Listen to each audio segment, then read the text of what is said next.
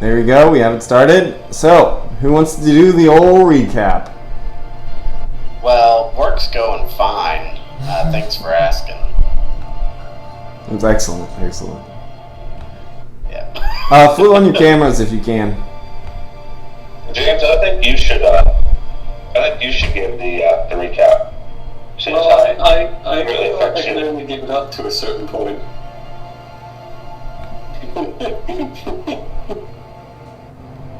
I didn't write this past one down because I was busy. So, from what I recall, we had transported half the party to the sewers looking for Benny.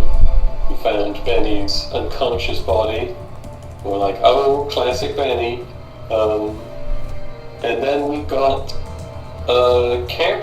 discovered by human resistance fighters on Counter-Earth, who, after a bit of a conversation, were a bit suspicious of us.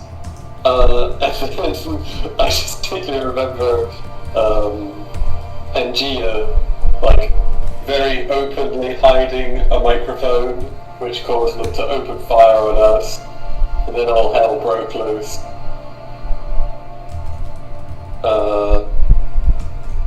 And then Aaron salvaged the relationship, sort of. Yes, Aaron through bitter difficulty managed to salvage that relationship as they stepped in to defend the resistance from the enforcer robots that suddenly appeared everywhere. Whilst some of the team was unfortunately captured by the enforcer robots and taken to the High Evolutionary's tower, which I can't remember what it's called. I don't think he had a name for the tower. It looks like a giant eye. Yeah, it looks like a big eye. We'll just call it the,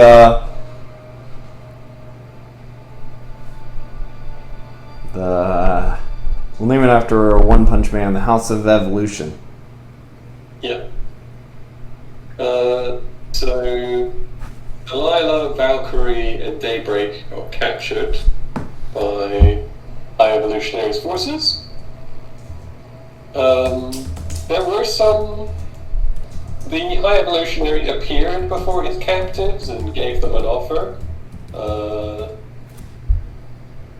Daybreak was not happy with the offer because it involved her losing all of her powers.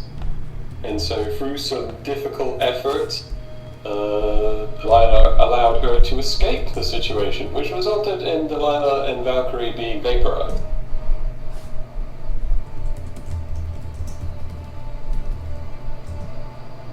Meanwhile, Aaron and the rest of the group are trying to help put together a new base for the resistance, I think. Is that what you're doing?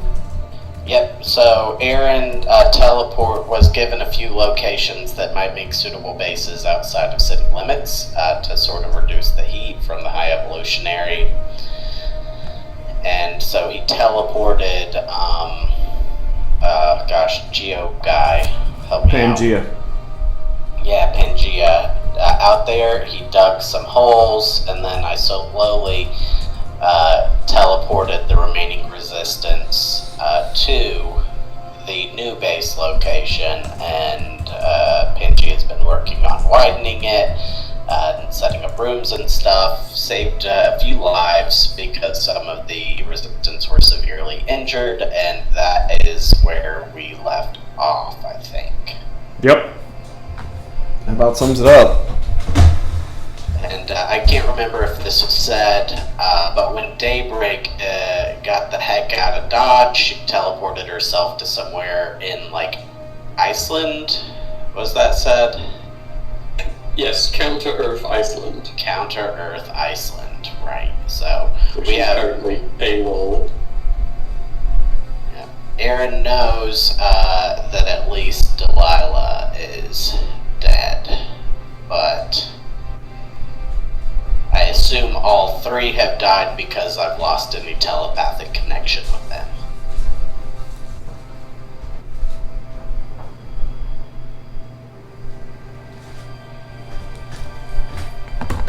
But yeah, I think that's basically what happened.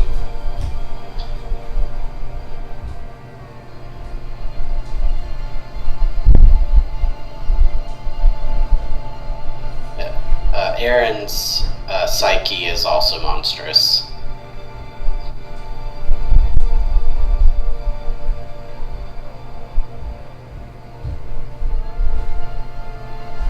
I left my notebook last time and didn't take any notes on the adventure. I just forgot to get it out, I guess.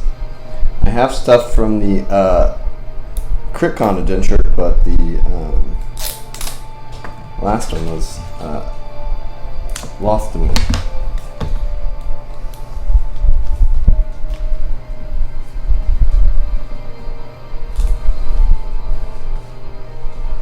Oh, shoot. I need to go through and update the Obsidian portal entries. With whose data? Just with information, a lot of it. I need to put in people and, this and that. Okay, so you guys have summarized it all. We've got the group scattered, some killed, and yeah, there we are. Marie's character will be we're gonna say like a part of when she joins in, will be part of like a rebel force in Iceland to meet Daybreak there.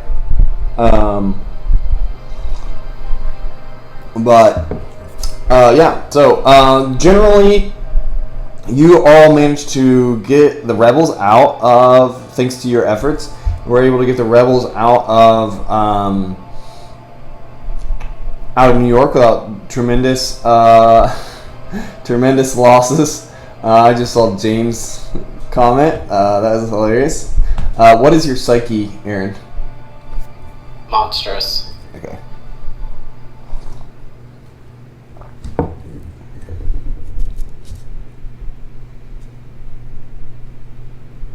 Okay. You were able to get them out of the city limits without a lot of death, but not uninjured. There were a few losses, quite a few casualties in terms of serious injuries. The rebel fighting force has been significantly reduced, and it demoralizes many of the rebels as they feel like, well, I mean, clearly he could have found us at any time and destroyed us. What are we doing? This is hopeless. There is a general pervasive air of hopelessness and defeat but you've set up a new base. The leaders of the rebels are trying to make plans to re-enter New York, as that is the only hope they have at really overthrowing the counter of the High Evolutionary, as he's never leaves New York. So, having said all that, we have 3 people here who are working with the rebels. We have Autopsy, Aaron, and what's your name, James? Sharon Oakley. Sharon? Yep. Oakley. Sharon Oakley. Rebel. And Pangea. And Pangea, yes. And Pangea's stats are on the Obsidian portal. Right, I guess I should look that up. Yep. Use him as you see fit. He is there to live and die at your whims. Excellent. I love it. Okay, what do you guys want to do? Well, for Sharon's introduction, she's actually called in by Daniel with medical supplies. She wasn't at the base at the time, and she's got, because they've got these like flying cars on Counter Earth, don't they? Yep. Yeah. She comes in and she, like, you guys have seen enough criminals to know that this is the person. This is a smuggler. And she's brought over a whole bunch of medical supplies, and it looks like she was having a bit of an argument with the leader, Daniel, about, well, depends, did you listen in on it? Aaron doesn't have anything better to do. I mean, he can move some Earth, but Pangea's there, so Pangea's doing all the heavy lifting. So yeah, Aaron's like, Autopsy, are you helping the base fortification effort? Can't hear you. Again. Nope, nothing.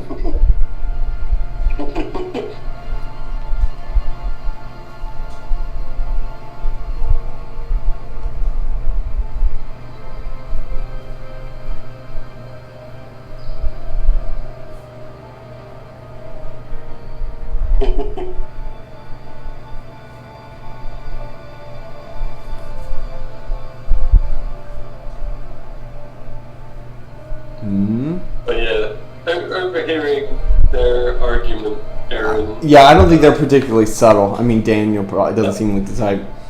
Yeah. If she notices, she doesn't care. She's mostly telling Daniel that she warned him something like this was going to happen if they made too big of a noise right now. She's obviously not happy with your presence. She's like asking a lot of questions like, Daniel, where are these guys even come from? We don't know anything about them.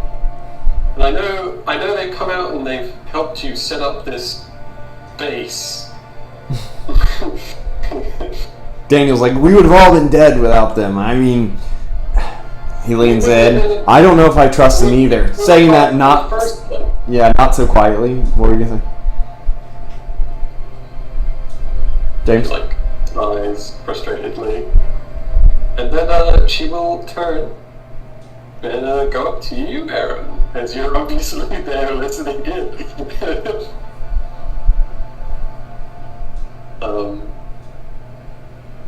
So yeah, she's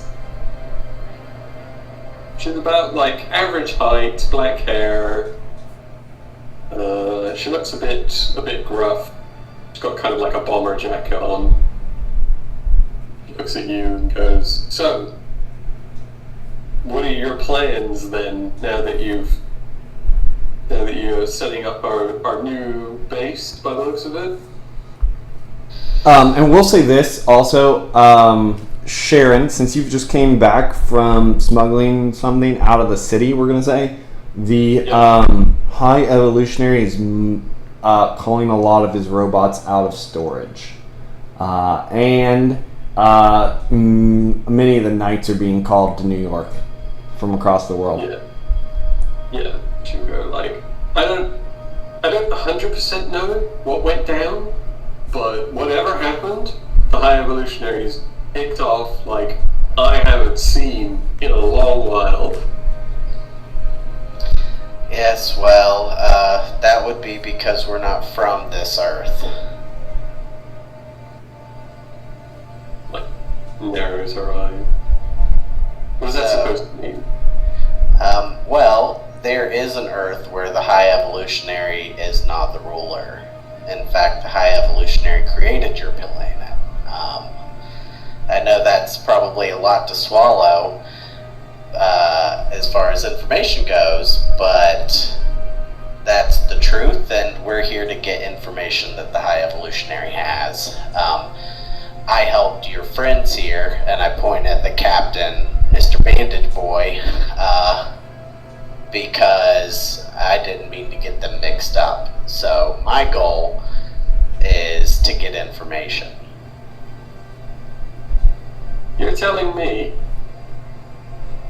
you're under the belief that the High Evolutionary, who I know is a powerful individual, and you reckon he made the world, and you think you can also talk to him? I don't think talking to him is what I plan on doing. Oh, that's great. She looks over, looks at Daniel with a mad expression. I plan on stealing from him. Stealing from the hive. We get rumbled for stealing from warehouses. Like, that's the best we've been able to do. And you wanna steal something from him. What do you even want from him? Why are you even here? Daniel steps up. He's like, yeah, if this is all your fault, then I think you owe us that much. I look over at Autopsy and I'm like, well, this is really his story to tell. I'm here as a friend. And does Autopsy's mic work? It looks like a no. So, Autopsy, if you go down to your settings... Okay. Make sure your user in your user settings, you've got your... under voice and video, that you've got your microphone set to the specific mic that you're using. Sometimes it gets mixed up from the mic that you have set in your voice chat. Yeah, especially if you plug or unplug anything. Yeah. How I always reset it is I use my headset and I unplug it and I replug it in. Oh yeah, we can start to hear you now. Can you guys hear me now? There we go. Yeah. Oh, guys, I'm sorry. It's something to do with my computer. It doesn't like... My phone is fine, but it doesn't like this. Okay, so yeah, you say this is Autopsy story to tell? Yeah. You want to turn on your camera again? It's tricky because I have to do it through my phone. I don't know if I can just turn on my camera with my laptop. Oh, okay. Don't worry about it then. Is that possible? No, you can't have it running on two different things under the same profile. Okay, until I can do some more troubleshooting with the Discord on the computer, let me just do it for the phone. Yep, All right, don't worry about it. So, because I haven't talked with Daniel yet, have I, about what we're doing here? He doesn't know, does he? No, we just told him we've that we're off planet. We've been on crisis control since we got here. That's what I thought. Yeah. So, if he waves me over and he's looking for an explanation, and I see what does your character look like, James? So she's a human, like the rest of them, kind of average height, black hair, kind of like a kind of rough-looking bomber jacket on. She's definitely got a gun under it, you could tell. Okay. Like one of those big like laser pistols that we've been seeing people use kind of gun? Okay. Yeah. Cool. Alright. Which, did we say how much, did they do an amazing damage? Is that right? Or was it 45? They did a crazy amount of damage. That's what I remember. Yeah, they did a lot. I think they do shift 500, Jacob. Ooh. It's gonna be rough for you. The city's made out of craters. I think you said amazing. And then Benny was able to blow it up to, I think when he blew it up it did like 70. Or 60. I think you said it went up, when he blew it up he turned it into a bomb to escape the net. I think you said it went up the damage. That sounds right, but seems like I don't remember Delilah's shield going down in one shot. I mean, I remember going down in one shot. I don't know if it overflowed damage immediately. We got shot by like all of them at once. Yeah, Did it. that's true. I upped the damage because I was putting the rebels into groups against you. Yeah. So you could, you set the damage to whatever you want. I would say it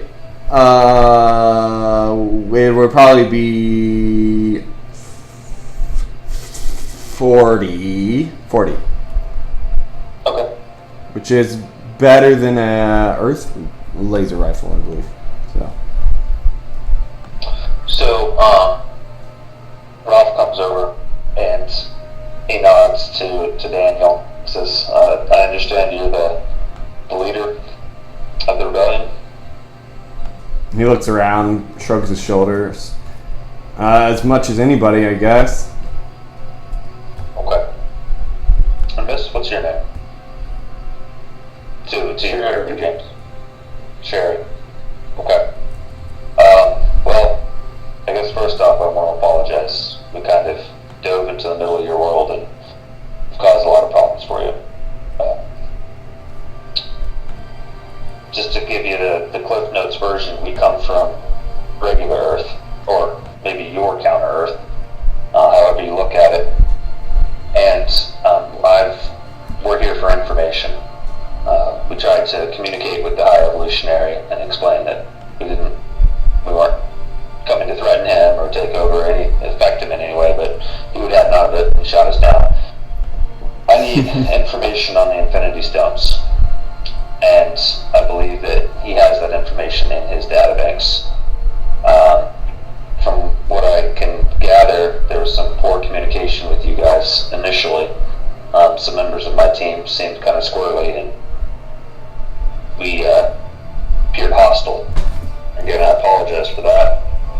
We are superheroes on Earth, and we come in peace, but we're having some difficulty getting the High Evolutionary to work with us.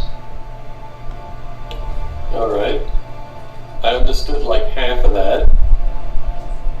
What's an Infinity Stone? An Infinity Stone, well, boy, I could use Reed Richards. Very powerful artifacts. Daniel's also like, looking at you, Sharon, like, what is he talking about? She's like, she looks at him, just kind of shrugs. What is it, like? What do they do? Like it's. From what I can understand. Carousel? Like, what is it? Yeah, it's depends on which one. There's 6 of them, and they can control all different aspects of reality, creation, the universe. There's a time stone. Help me out here, Aaron. There's a time stone, a mind stone. What's the orange one? Spirit? I think there's a spirit stone. Yeah, power. Yeah, Right. whatever Jordan is able to name off is basically all the ones Autopsy knows, because he hasn't actually had any direct contact with them, so... That he remembers. Yeah. I literally became Infinity Stones for a brief while.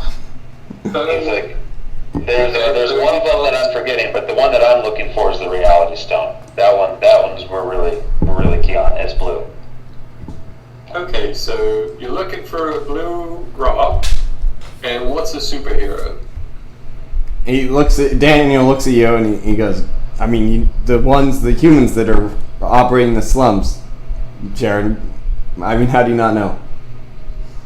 They dress up in the costumes, like that, you know, That's like those psychopaths with the bombs. Yeah, oh yeah, that guy. We try not to be psychopaths, but that's a irregular argument on our Earth. I'll grant you that. But basically, we're people who have extraordinary abilities, and we try to use them to help others. He nods his head again, like, yeah, you like the vulture. Vulture, you guys have? Is he good? Does he try to help people? No. Yeah. And they look at each other. Interesting. Right. Well, Vulture in our world is what we call a super villain, kind of the opposite of a superhero, but you know, it's counter Earth, right? So I believe that. You guys have like an evil Spider-Man running around? A what? Is that one of the Beast Knights? 'Cause he looks Yeah, he's like, well, maybe, I don't know. I saw a bunch of different animals up there. dude, does he have like, Does does he have 8 arms? You have an 8-armed guy running around and he shoots webs on his butt? Aaron steps in and is like, if you'll permit me, I can project an image of our world to you, into your mind. You can do that. With telepathy. No thanks. Oh, yeah, sure. Yeah, no thanks. Okay, well, I'll be like, I guess I can try and use a hologram instead. And you make an illusion. An illusion. Yeah. I make an illusion of what our New York is like. And Daniel walks in and he goes, huh, it looks like the slums all the way up. Where's the... Yeah. Where's the flying cars? No, we're behind you guys in technology by a little bit, but it sounds like having a lot of high technology isn't helping you guys out any though either, is it? Where's your new men? I just see people like humans here. Yeah, no Newman. The High Evolutionary came from our planet because he was angry, from what I understand, about people on our planet not being able to understand him and not accepting his new men that he had kind of developed. So he came here, built his own world so he could have his own life. I think he just kind of wants to be left alone, to be honest. And we'd like to leave him alone, but we need that information. So, Okay. what's your guys' deal? He's oppressing you because you're humans? He's an oppressive dictator that keeps all the humans in poverty and under constant abuse by the Newman. He just is supporting them in every way he can and keeping us down. The police come to the neighborhood, rough people up. People die all the time. You know, kids on the street starve to death, and there's plenty of food to go around. He's only made one rule, and that is that the world is to be ruled by the new men, and the humans are not to. Well, one rule regarding humans, and the humans are not to fight that. And he helps the new men however he can. I look at Autopsy and I'm like, why doesn't he just send the normal humans back to normal Earth? It's an excellent question.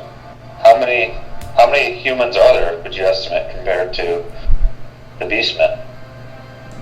He looks at Sharon and he says, the High Evolutionary tries to count people, or the Newmen do at least. I don't know. I can't tell the difference. What was the count last time? Like 4 billion? Yeah. 4.2, I think.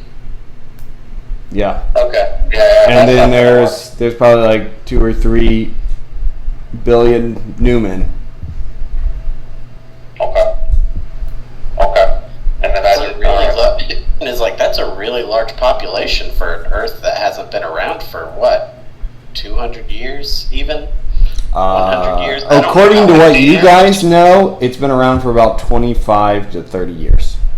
That's a huge population. I ask everyone, how old are you? They give you they are obviously all varied ages. Aaron, I bet you he just cloned people and then modified their ages. Or he could have just made them appear, out of existence if he had the Infinity Stones. Daniel's looking at Sharon, and he has a look on his face like he does not believe in these crackpots. Yeah, he's like, all right, I think I understand your position a bit better. I'm just gonna. Daniel, can I have a quick word with you? Yeah. Let's Git and Karen, come here. Calls him over. Yeah. Sure. All right, Aaron, we gotta have a powwow here. I kind of like motioning over. I'm like, what's up? All right, so. Pangea's there. He walks over. He's like, "Hey, we meeting?" Oh yeah, Pangea, yeah. Where's anybody know what happened to Daybreak, Delilah, or Valkyrie? Should we try to go save them? Yes, we absolutely should. They were taken to the tower, from what I understand. Actually, would I have known that, Jake? Because I saw. Yes, you saw them get on captured. The net, right? Yep. Yeah. I imagine they were taken to the tower. That's where we saw the Beastmen going. And from your time with the rebels, you found out that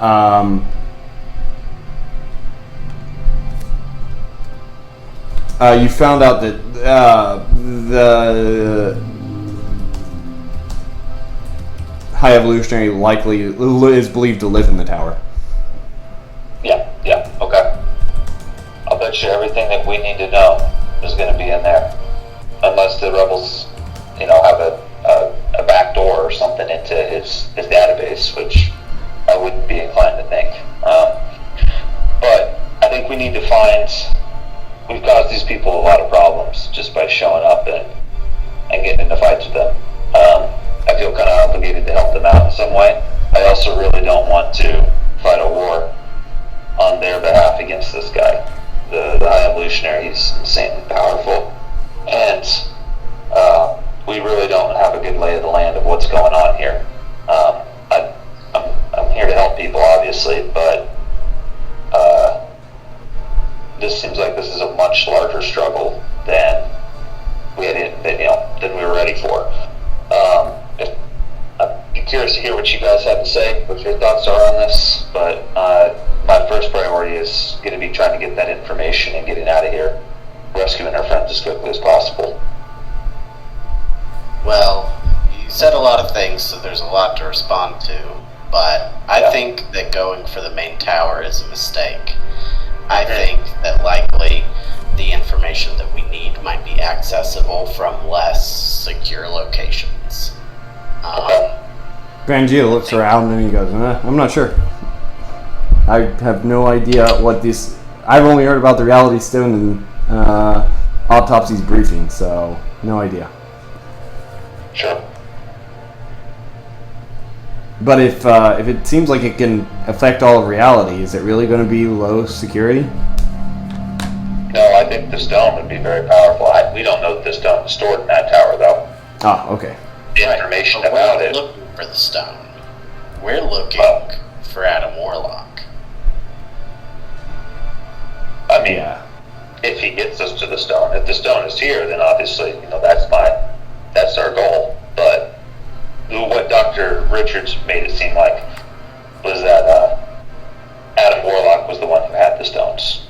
And he was not on Counter-Earth, but the High Evolutionary had information about where or how to contact Adam Warlock. So, Right. so anyways, you think we could hit a lower security place and get the information on Adam Warlock? That's what I'm hopeful for. Obviously, going into the home of the High Evolutionary would probably be a death sentence. Yeah. Oh, jeez. What do you think he's done to Sharon, Valkyrie, and I've lost my telepathic connection with them, I couldn't say. what does that mean, Aaron? Can your telepath connection be blocked? Either they're out of range, my connection is blocked, or they're dead. Oh, jeez. 33% chance they're dead. That's what he just gave you. Unless you can think of a fourth reason that it would be not working. I mean, you understand how your powers work more than me. Okay. We're going to have to find... The rebels are going to have to connect us to somebody who has more information. What do you guys feel like our limit is in helping them? You're the boss. I Autopsy was your job. I look at him and I say, we just got information that he's amassing troops. Our time is very limited. We can't do more than we already have. These guys have helped us out, though. I don't want to betray them or anything. I mean, I don't want to we're leaving them in a bad spot. I don't want to... These people could be this planet's only hope. Right. But once we're gone, will the danger alleviate? The longer we're here, is it more dangerous? No, I mean, yes, but he doesn't want us. He wants to stand up the rebels. I'm also curious to know if the High Evolutionary is really doing all of this, or if he's just allowing it to happen, and there's actually one of his newmen that's leading most of this. From what Reed explained, the High Evolutionary he's a recluse. We don't really know anything about the High Evolutionary. We don't even know what he can do. I mean, he can break a whole planet, right? So. Yeah. And we know we can grow big. Reed, in your briefing, you said Reed Richards saw him fight Galactus.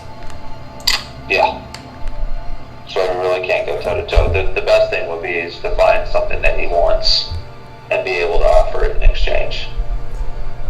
Alright, so we'll switch back over to James. Daniel looks over at you and says, Karen, we talked to these guys, they're crackpots, they're insane. Sharon, what do you think?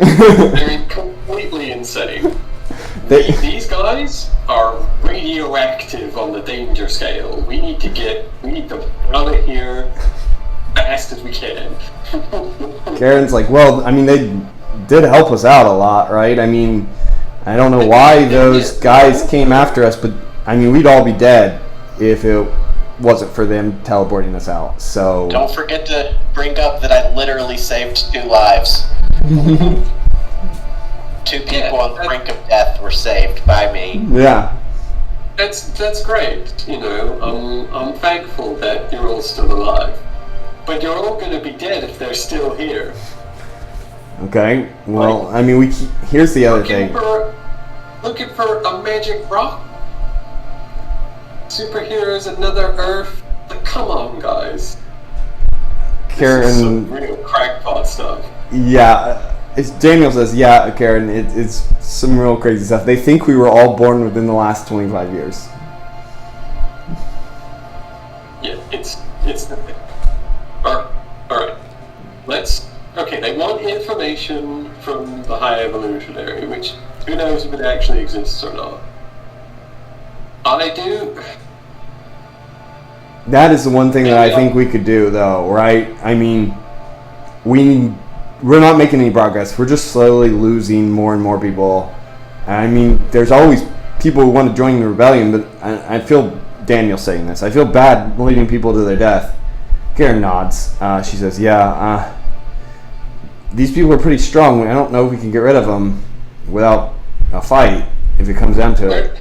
We're not going to fight them, but Daniel, I'll help them out. I don't want anyone else involved, because if the High Evolutionaries become high-strung because of them, anything that comes down on them is going to hit everybody around them, and I don't want it to be any of you. Sharon, you kind of always had a good feel for this kind of stuff through your ties. Do you think that High Evolutionary is going to make some moves on his own? Do we need to worry about that? No way. No way? No. He'll send the knight. Okay. Well, we can at least. Well, we need to. I don't know what to do. This could be This is potentially our only chance. Karen's saying this. Potentially our only chance to make some progress here. But we have to use these people right. I mean, we need to. You're right. Otherwise, we're gonna just be back where we were, and a minor annoyance. I'll talk with them. You guys think of a plan that you could do while the knights are busy. Okay? Okay. Yeah. What do you think? He goes. Shakes his head quietly.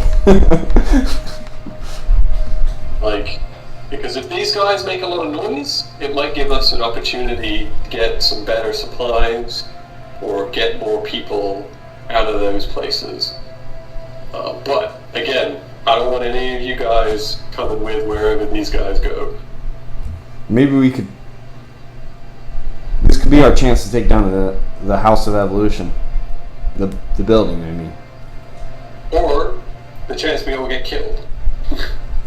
I'm just saying, there's a lot of old friends that might still be in there. Maybe. Look, alright, let me talk to them. Start thinking about what you can do, but don't overshoot it, Daniel. I'm serious. Don't shoot for the moon. But if you miss, you'll land among the stars.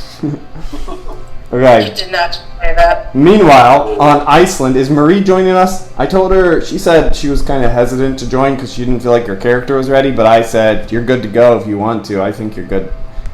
She said she was going to check with you to see if you wanted her and then she would join.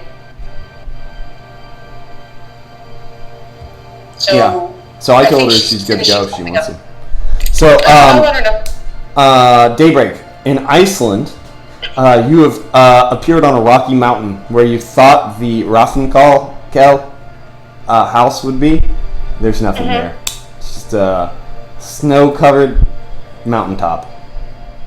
You see some smoke off in the distance, like there's a bit of an active volcano nearby. Great.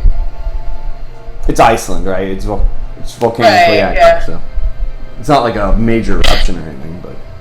Right.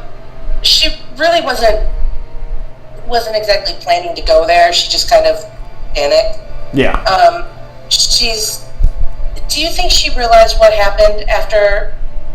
I mean, you're clutching Delilah's hat, and you saw a giant flash of light before you shut the portal. Gotcha. All right. I think the first thing she's losing it. I mean, she's now responsible for her new protege, or whatever you want to call Valkyrie, coming to work for her, and she's now responsible for killing her one and only friend. And so she just hits her knees and is just screaming, and she can't really even think of what to do right now. And while you're doing that, we will switch back to Sharon talked with Autopsy, Pangea, and Eric.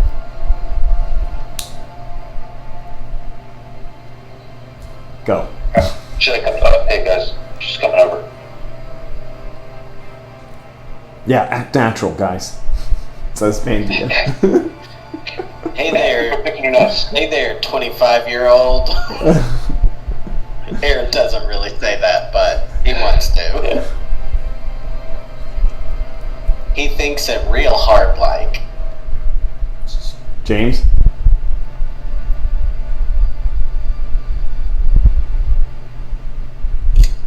James, are you there? Did we lose our guy? Oh no. Oh, it's been a bad day for this stuff. He said that he might be on call today, so maybe that might be what happened. Oh, with his job? Yeah. Okay. Does Daniel have any ideas? Does he want to jump in? Does he want to come over? Alright. So what happened is, so she comes over and Daniel follows behind to back her up and says, "So what's your plan? Let's see what we can do. We've decided that if this is related to you all, we need to get what we can do to move you all along before more of the High Evolutionary forces come down here." Yeah, I understand. We're a danger to you guys. At the same time, we'd also like to offer some form of assistance to you because the problems that we've caused, you're fighting a good fight here. And we don't feel that it's right for us just to leave you, but we also don't have the ability to fight a prolonged war with you either. So we need information. We need access to the High Evolutionary's databanks. I don't know if those are only found in his tower, or if those are something, if you guys know of a library or something off-site that we could access. We're going to need to find something. Sharon, visibly puts her hand up to Daniel. Obviously not wanting a Daniel answer. She goes, "If you're looking for any, back room entries into anything to do with the Knights," just eyes audibly, then I'm the only one here who can really help you with that. Okay. I have some contact who can maybe help me out. But what is the information you're looking for? We need information on an individual named Adam Warlock and or something called the Infinity Stones. Okay. Alright.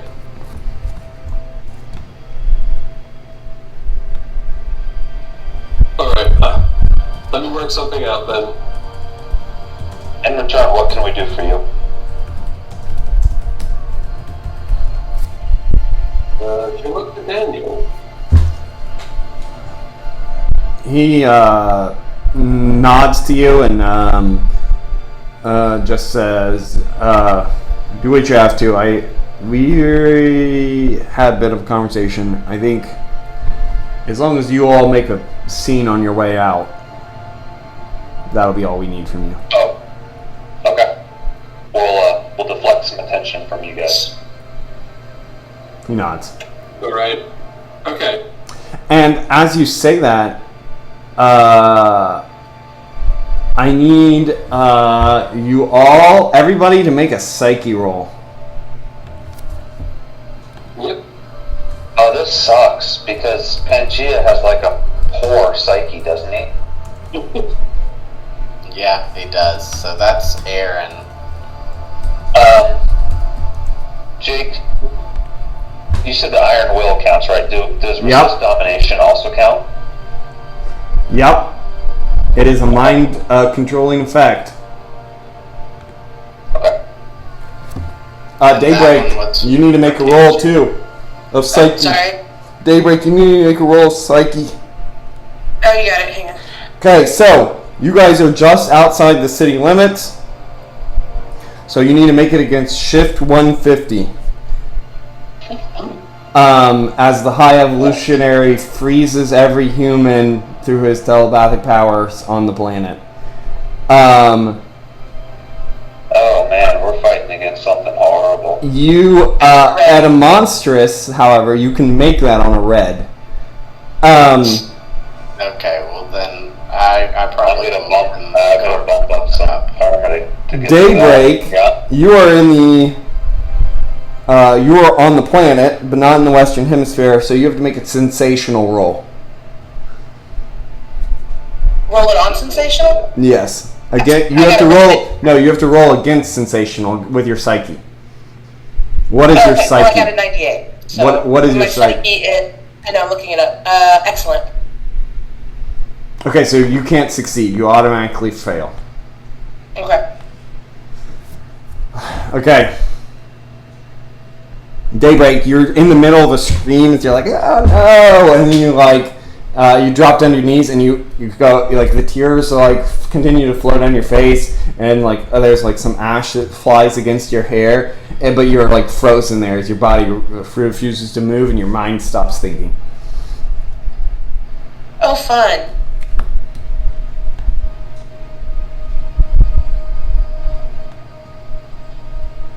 Okay. Autopsy. What'd you roll? I rolled a green, but I'll bump it up to a red to have him not see me. Okay. I have Aaron? to spend 59 karma to do that. Aaron Or got 60. 60. Aaron got a 69 and spent 20 karma to bump to a red. Okay. And Pangea got a 27. Okay, and Pangea can't succeed, so he automatically fails. Right. Yeah, Sharon cannot succeed. Is Pangea human? Yes. Technically? No, Pangea's a No, I he's think he's a mutant. he's a rock man. he's a human. Oh yeah, he is a mutant, but he's so mutated that everyone just thinks he's a rock. No, Yeah. he was. He's a mutant, but No, that's he's just what people call him. yeah. He's actually a human. He's not like an alien. Okay, gotcha. Okay. So he freezes there, unable to move. You see all the rebels freeze: Daniel Bromley, Git Hoskins, Karen O'Malley, Sharon Oakley, and everybody freezes. What do you guys want to do? Let's say, Aaron, this is bad. We gotta get out of here. We gotta cause a Go. Jeez. Away. You know, we're not gonna be able to help everybody if we get caught too. So, when the rebel leaders gave me locations outside of town, there were multiple. So, I'm gonna teleport the people who came with us and the one who's volunteered to come with us to one of those new locations. I'm gonna set. So you're gonna. you do that? Who are you gonna grab? Is it? You can teleport one person at a time. I'm gonna start Grab with. Sharon. She's the one that can help us. I guess I'll start with Sharon, and I will teleport her, and dig a hole with my weaker ground stuff, and then create an enclosed location. Okay, you And then- grab Sharon, boom, teleport out, and you start to dig a hole. It takes you a couple minutes to get a bit and fortify it. It takes you about a minute or 2 minutes to get a hole big enough to hold 30 people even, uncomfortably. Right. And you leave Sharon there, you teleport back. As you're teleporting back, Autopsy, what are you doing? I think that I wrap Daniel in shadows, and I just like burrow through the earth like I did in Dr. Doom, like kind of making like a dark force field to keep the dirt from like covering over us, and I'm just gonna like tunnel, like this far away, like down, and then like. Boom, you wrap Daniel up, and then boom, boom, boom, you start hitting the ground. As you hit the ground, you hear from behind you, as there's an explosion in the facility behind you. Okay. Yep. Good cover for us. As you get a good distance away, Aaron, you arrive as a swarm of dreadnoughts led by Lord Tiger and Lady Vermin on their atomic steeds come flying in. They swarm forward and they look around, and you appear at the same time as they put their eyes upon Pangea, and he says, "There's one of the off-worlders. Lady Vermin, capture the intruder. Dreadnoughts, fan out and destroy all of the rebels. The High Evolutionary is tired of this game, and our Lord has acted himself." Aaron, what are you doing? Oh, this guy's a prick. So.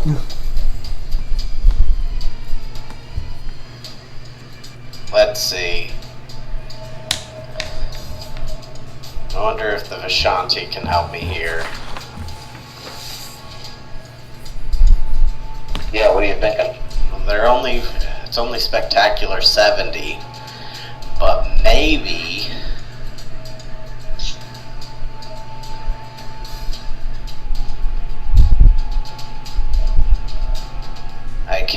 I can make. I'm trying to think here of my options. Because how many of them would you say there are total? There's the 2 lords and what? There's probably 15 dreadnoughts. 15 dreadnoughts? Yeah.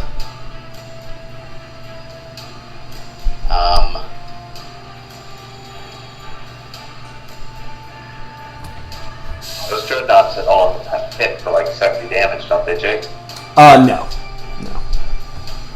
The many of the dreadnoughts, behind the dreadnoughts there is some sort of vehicle that is pulling in too. And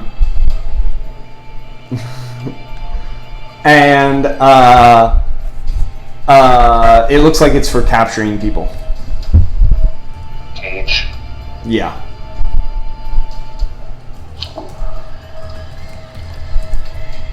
Yeah, so damn, he decided to act himself. He must be really mad.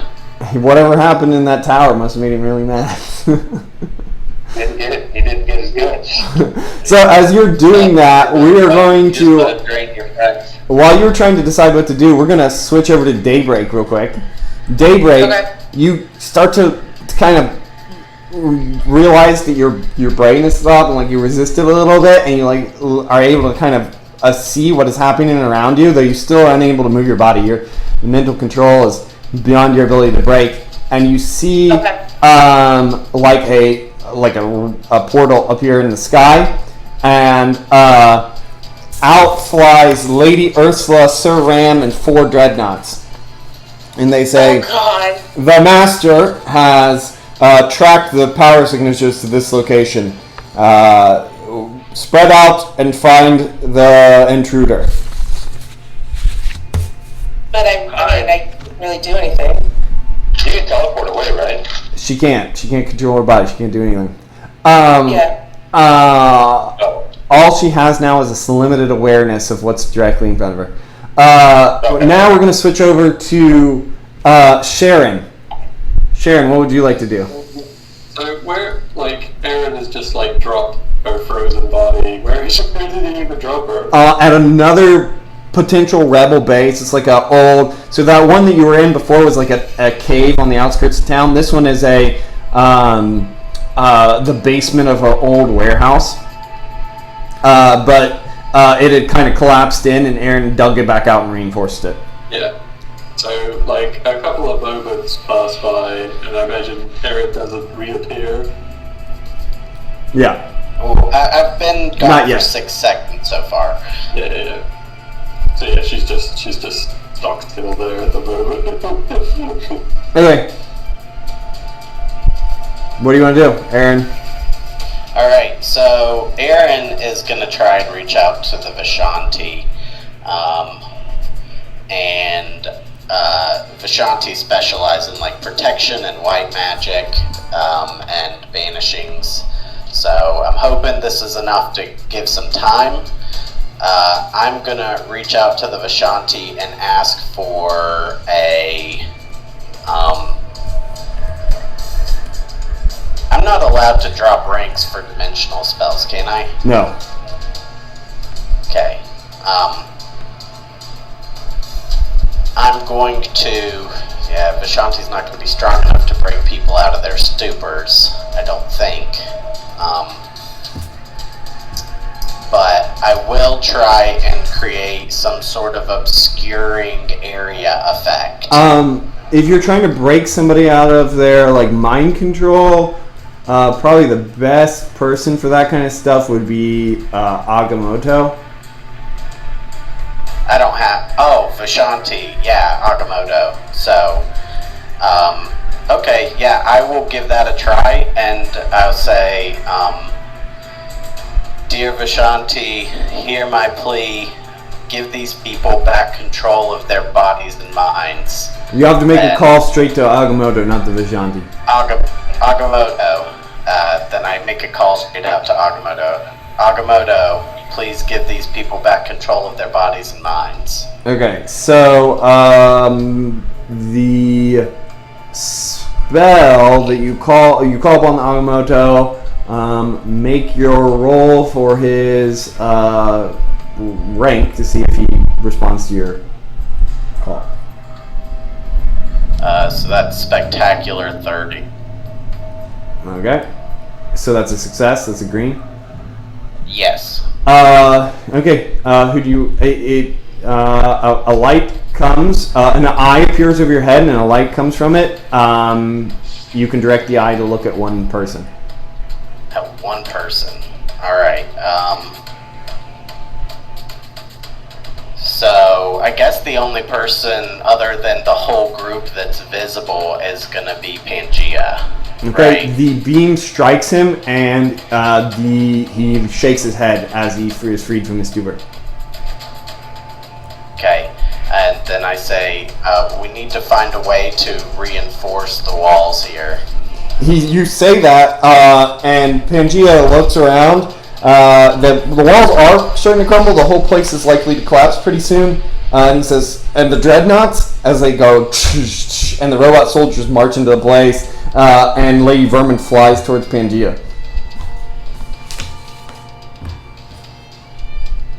All right. Are you? Well, that's what he's asking. He said, "Are we trying to fight the dreadnoughts, or just is he think? Or are you trying to tell him to reinforce the walls?" Anything that can give us more time. Time is more valuable than defeating them.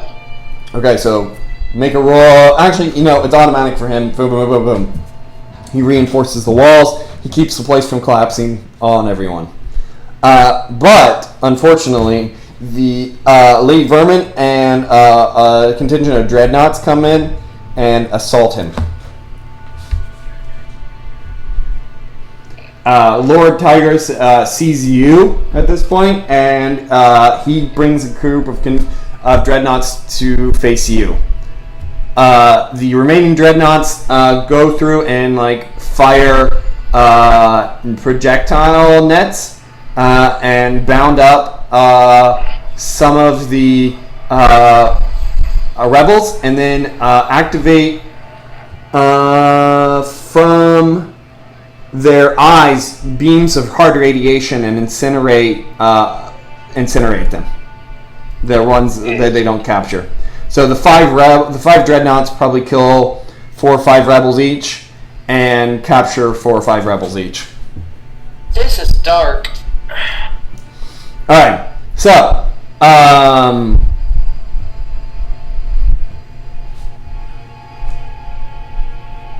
the dreadnoughts are going to roll for multiple attacks.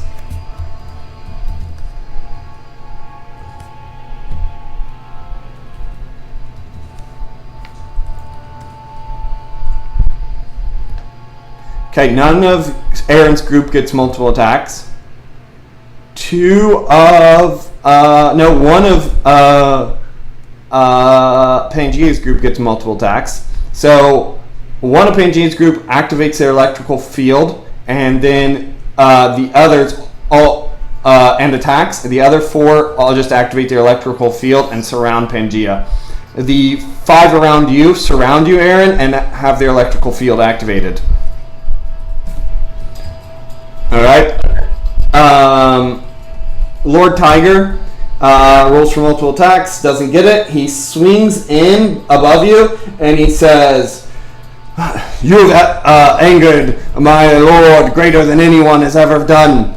You and your kind must be punished. I am sorry that it is going to come to this." I say me as well. We don't actually mean any harm, but I do see that we have angered him. He draws his sword and swings it down at you. He says, "Surrender, and I will plead for mercy for your sake."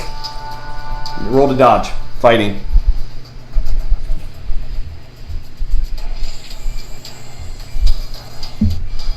Aaron? I'm trying to roll in supplements. 1 sec. No, okay. It's a classic me move. Mm-hmm. While you're doing that, I'm going to roll for Lady Vermin. Okay, she doesn't get 2 attacks. Okay, so you got a 52. You lean off to the side and reinforce, like you throw up a magical shield that just appeared, like a steel shield, ding, and blocks the blow. As you make sure not to stumble backwards into any of the dreadnoughts that are all around you. Yeah. The one that is attacking Pangea rolls to punch him, and Pangea ducks underneath of it. And actually, I guess you should roll for him, but you'll probably take that one, right? First. Yeah, I'll accept those 2 rolls. All right, so boom, Pangea throws a stone straight into the chain's chest. It stabs through, sparks and fire go everywhere. Lady Vermin makes the attack on Pangea, and she does roll speed. As she leaps down, she tries to cut into his back with her claws. Okay.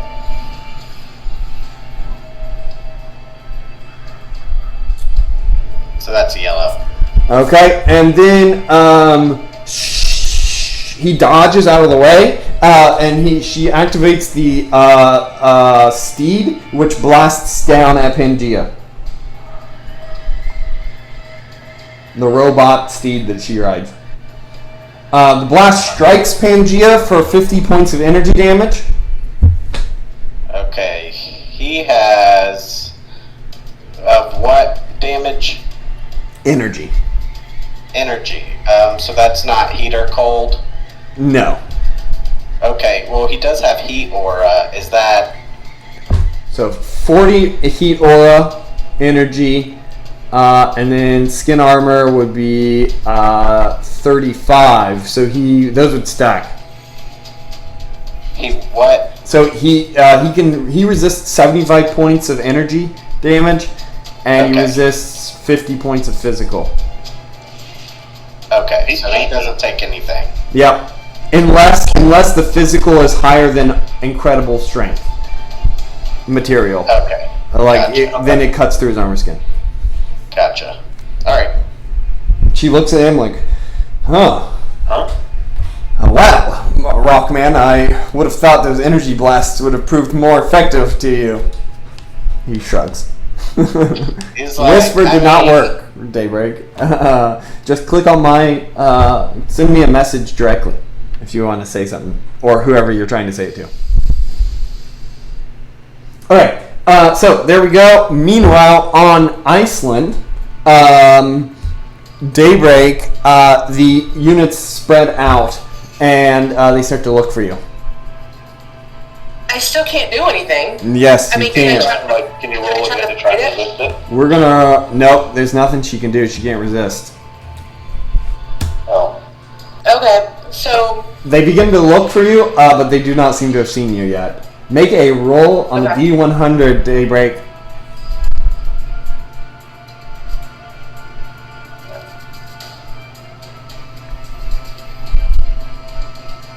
can I keep my first 98 score? Nope, unfortunately. Alright, so yeah, you were, you're just sitting there frozen. Alright. Sharon. It's been a couple seconds now. Do you want more seconds? Do you want to do anything? Yeah, no, this will be fine. Aaron doesn't look like he's coming back for some reason. So Sharon just stands up, seemingly completely unaffected by what just happened. She looks annoyed, aggravated, and then pulls out what looks like one of these like future phone things, types in it, pulls it up and goes, "Lord Ram, what's going on? I had the situation under control." Daybreak, meanwhile, you see Sir Ram damn. take a phone call, and he says something off in the distance. He says, Lady Harvey, the situation has progressed rapidly, and the High Evolutionary has decided to take personal interest in dealing with the rebels. A prisoner escaped. Their allies have been incinerated, though. Oh, wow. Oh, man. Good combination. Yeah. But only for the traitor who's helping Ram. Or maybe Ram's the traitor, though. Sharon. He says, your orders are the same, Lady Harpy. Stay with the rebels. Report to us when if any of them escape. I've been separated from them somehow. One of them has transportation powers. If I return, it'll look suspicious. The High Evolutionary will be in contact with you. He said so himself. Personally? Yes. Oh boy, you're a special lucky lady. How great for you. Her face does not look like she's a special lady. She's really nervous. That's right. Okay. Get ready to get turned into Very bush. well, I shall await his commands. So Ram out. If you're and then he says, wait. If the other rebels, the other intruders, report on the information of and he describes a blonde-haired woman of human descent, in a purple outfit, reports on this one, the High Evolutionary is interested in any information, and it would be willing to reward anyone who can aid in her capture richly. Boy, we know you like those rewards, lady. I understand, Lord Ram. I will do what I can. Out. She Alright. cuts it off. And then just kind of, she actually like swears to herself a bit. Shit. Aaron. Alright, is it possible for me to get the Pangea? No. No. Lord Tiger is above you, and the dreadnoughts are all around you. And the dreadnoughts are all around Pangea. And Lady Vermin is like leapt back up on top of her steed that is flying above him. You guys are literally surrounded. Jake, when you say Lady Vermin, is she just like a rat lady?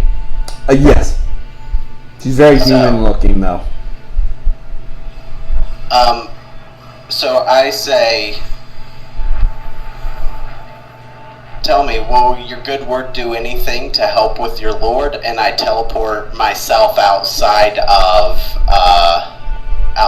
the circle. Okay. Far enough away, hopefully, where they can't reach me, but that I can maybe have them reply telepathically if they can. They'll be able to reach you unless you leave this facility. Like I said, we've had like 50 of the rebels captured, so there's not that many rebels left. They are making their way forward to go after the remaining ones who are preparing to fight, who are still frozen, and then they are making their way towards through the building. The dreadnoughts don't really seem like they know where they're going, but they are marching deeper into the place. They will find the injured bay soon. Okay. I think Aaron is going to say something before he teleports. If you'll stop the massacre, I'll come willingly.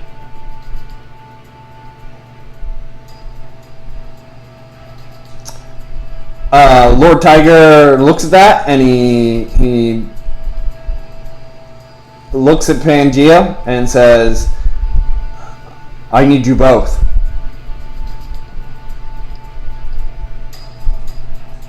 But yes, I can do that. Will you pause for one moment for me to confer with him? I'm not in charge of my friend.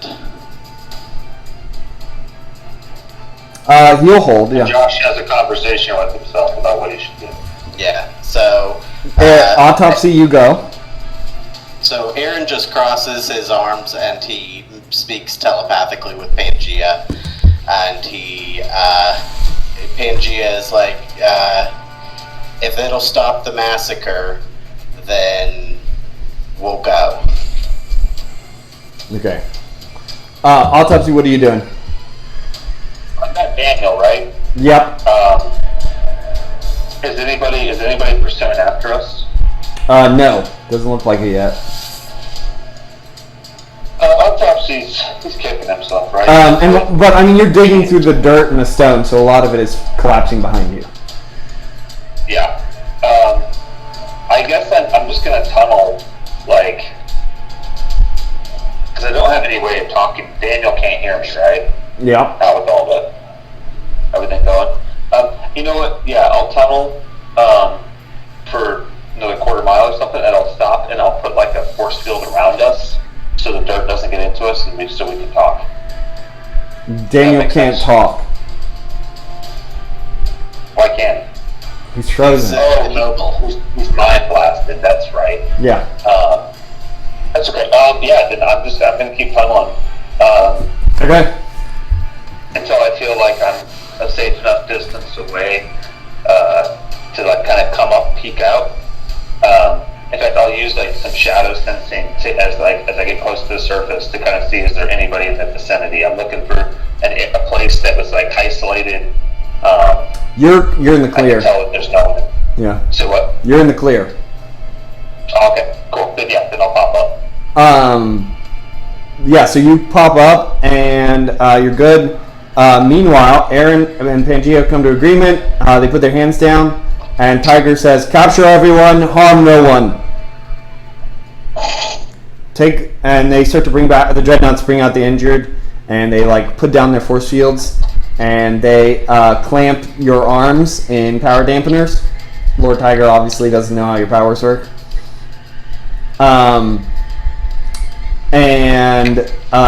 Yeah. That will affect your ability. You are, however, clamped with irons, so Aaron, you're in a rough spot. You can only cast personal spells. I still look at her and I say thank you, because obviously they were about to murder. I don't know how many people were there. Probably another 50. So yeah, they were about to murder 50 people. So they've captured, like I said, 25 before, and they've eliminated 25. So they capture another 50, and it takes them a little bit. So it takes a couple minutes since they're not trying to eliminate or. Lord Tiger has specified that everyone is to come out alive. So, you guys have a couple minutes there where you and Pangea wait. Autopsy, you've escaped successfully. Daybreak. Yeah.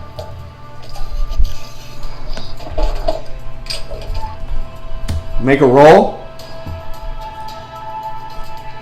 The net is spread out, and they look to be coming closer and closer to you. They do not look like they've seen you yet, though. Lord Ram and Lady Ursula are staying a ways out, and the dreadnoughts don't seem to be picking up on your location. Damn it! I knew these dice were going to do this again. Wow, this is... Okay, so go again. The net is coming closer and closer. You're feeling the pressure, and some of the dreadnoughts are now flying near to you in the general vicinity. What am I rolling again? This is basically a luck roll, right? Okay. And at that point, as they start to come past you, there is kind of a blast of, in your eyes, a blast of light for a second. And you are gone. You're stumbling forward into somebody's, into this weird, colorful, you recognize it as sort of a dreamscape. Right, and for a second, you see like a spiritual, ghostly-looking form of Valkyrie there, and she says something to you,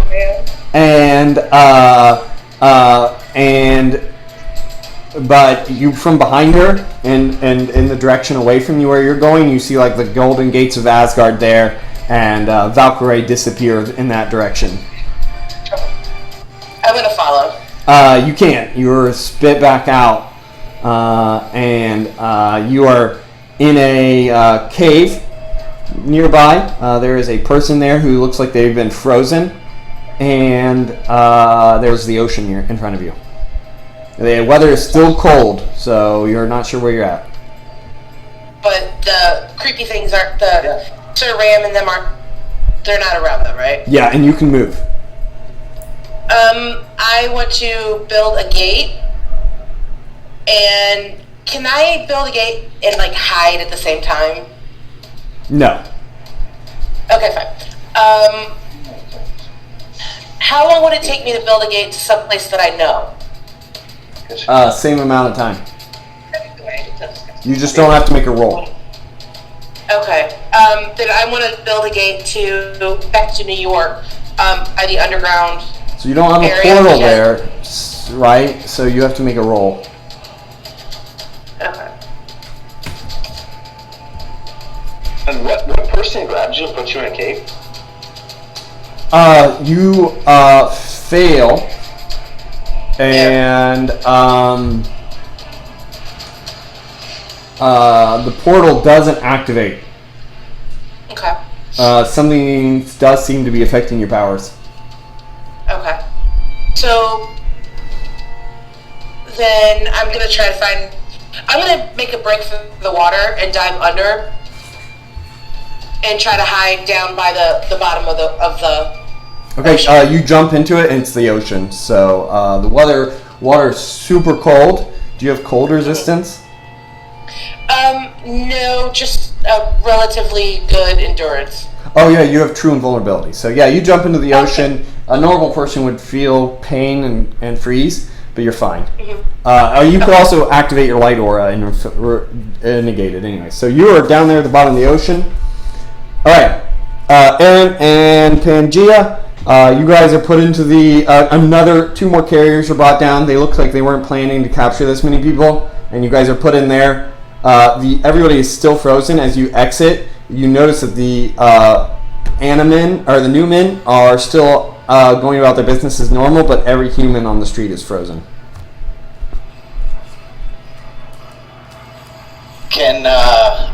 Can the beast man who captured me, the night lady, Lord Tiger, he's a man. Lady Vermin is the woman. Oh, is Lord Tiger nearby? Not when you're put into the vehicle. Okay, so he can't hear me say, "Wow, it really is a massacre, isn't it?" They're not doing anything to the humans. You said they're all frozen. They are frozen. Oh, not cold frozen, like mental. Yes, mentally frozen. Mentally frozen. They just stopped what they were doing. Yeah. Okay. So, you guys are taken back and you fly to the House of Evolution. And Autopsy, you are broken out. Daniel Bromley's still frozen. What would you like to do? Daybreak, what would you like to do? Sharon, what would you like to do?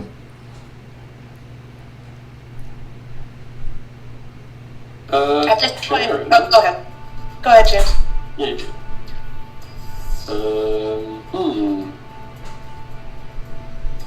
Well, yeah, she's still under orders, so she's basically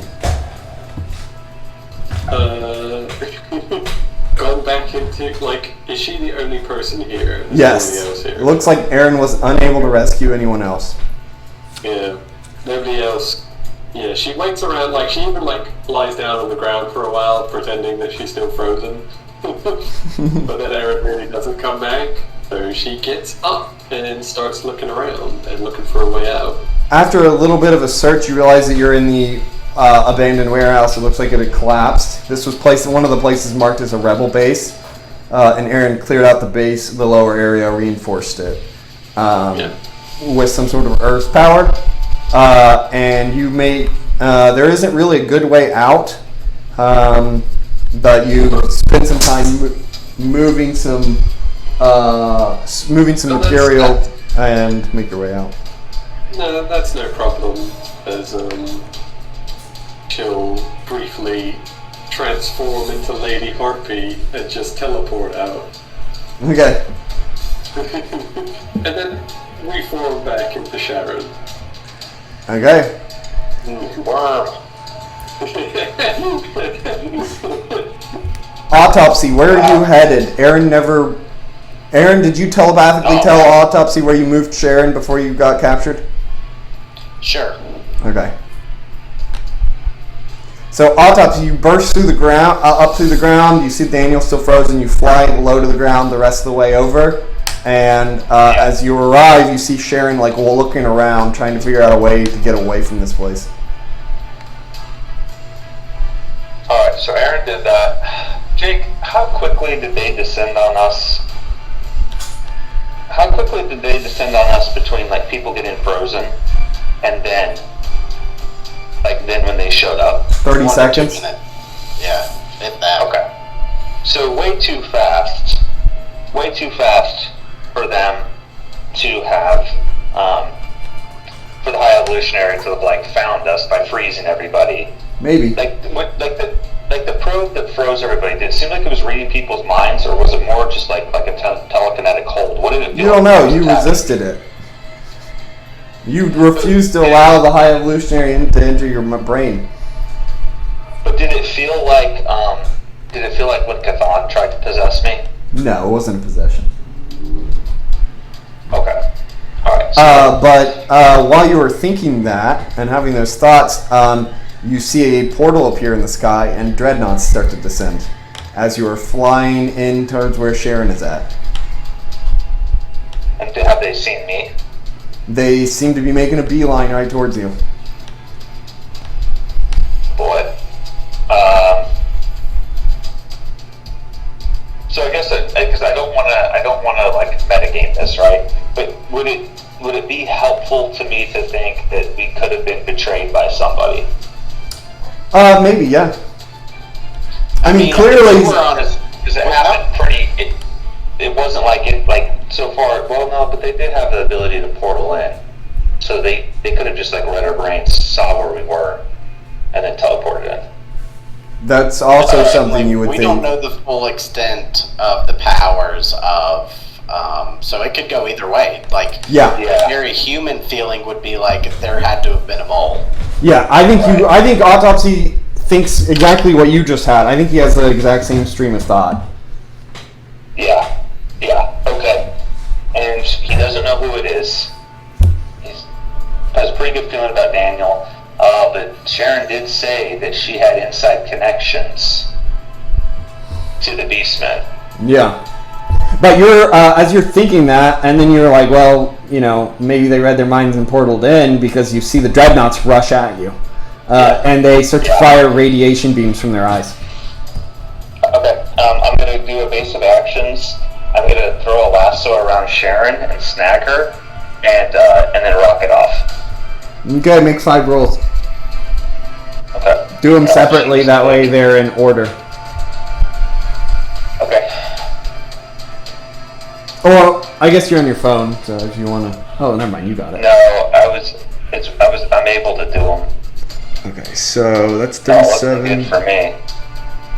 That's 4. 1, 2, 3, 4, 5. How many did you say? 5. 5. Okay, there you go.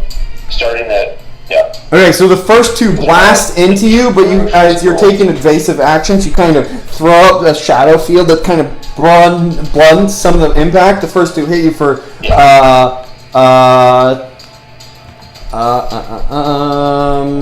20 points each. Alright. The third, however, boom, strikes you right in the back for 45. And then the next 2, the next one hits you again, striking you in the back, hitting you to the ground. You turn back up, you kick back off the ground. It's the last one, shoots down and misses you at the last second. So you take another 50. So 45 and 50. 45 and 50? Yep. Okay. So the one that was the 66, that's the full damage, right? Yeah, no, the one that was a 66 was a critical on me, for me. Oh, right. And then the 18 was the full damage. Gotcha. Okay, so 45 and 60. Alright. Or 45 and 50, you Yes, said, right? 45 and 50. Okay. And then, So I guess the earlier ones should have been 22. okay, that's alright. I shrug that off. Yeah. That gets absorbed by body resistance, so... And you guys haven't healed from the last time, really. So that's something else to consider. I didn't actually take any damage, Nice. which is nice. Okay. Okay. You, I Sharon, you've been Sharon. lassoed, and now you are all flying away with Autopsy, who quickly outruns the dreadnoughts. Autopsy, what are you doing? I'm gonna try and find a dark, secluded place. I'm Yep. gonna drop Daniel, and then we're gonna have a little conversation with Miss Sharon Oakley. Okay. Yeah, so you drop Daniel there, and she actually, she looks kind of desperately like, Daniel, what about the others? Where are they? No, Miss Oakley, I'm sorry, he's been paralyzed. I'm surprised that you weren't. I can see he's paralyzed. Where's everyone else? I believe everyone else is either captured or killed by the Beastmen. As you're saying that, Daniel starts to break free. You got meanwhile, Aaron, Pangea, you guys are brought up to the eye, and you see the last thing you see is you're just brought up to the eye, and you see some of the rebels start to awaken.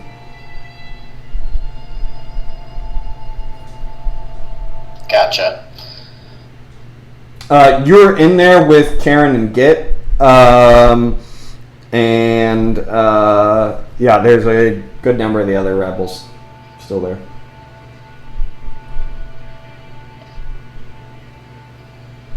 Okay, so Autopsy, what are we gonna do? Yeah, so you tell the... Yeah, sure. Again, Miss Oakley, you didn't answer my question. How is it that you were not? When you tell her the others have been captured or killed, she actually, for a brief moment, looks kind of devastated, and then she becomes very angry and goes, "God, the instant I saw you guys, I knew you were trouble. Look what you've done." Well, I mean, yes. I'm also somewhat alarmed that you did not tell us that the High Evolutionary had the ability to scan the brains of everybody on the entire planet. You just came up and said he could make planets. Who knows what else he can do? Yes. Sharon suddenly stops moving again. Sharon stops moving? Yes. But Sharon. She hadn't stopped moving. Yeah, well, she was she did seem to be frozen when Aaron took her away. She did? Oh, she did? I thought that she wasn't. She was, but she did seem to be, because Aaron grabbed her and she was paralyzed, right? And then when you got there, she was walking around, apparently free of paralysis, while Daniel was still frozen. Yeah, that's odd. Yeah, and so now she I would probably rephrase that question, and I would have rephrased that question to be like, hey, how is it that you are free and this guy's not? As you say that, I mean, the conversation, I think, goes more or less how it did, but as you say that, though, or as you guys are talking, and she's starting to blame you for everything, and she freezes up, she may like just freeze up. I don't know, James. You can decide how you want to do it. As you hear in your head, Lady Harpy, this is the High Evolutionary. Yeah, she's just suddenly like staring blankly, like she's looking at you, but you can tell she's looking way past you. And Daniel is not doing this, right, Jake? No, Daniel's just trying to pull himself up. He's groggy, he's holding his head, he's like, oh, he's in like a ton of pain, he seems. Yeah, I'm feeling mighty suspicious right now. And as that's going on, he said, the High Evolutionary says, I have indulged in your games long enough, Lady Harpy. I am your creator, and I have calling in the gift that I have given you. Do you have useful information for me or not?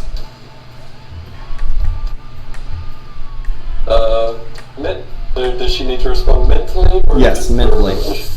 Mentally, okay. She responds, High Evolutionary, one of these strange visitors is with me, my current location right now. In addition, I was able to divulge their goal in coming to this place. Yeah, that sucks too. I probably shouldn't have said that. You tell him that, and he says, interesting. Adam Morlock was one of my greatest creations. I know where you're at. This was a test of loyalty. Remember it. And then he cuts off. And as you're looking at Sharon, roll intuition, Autopsy.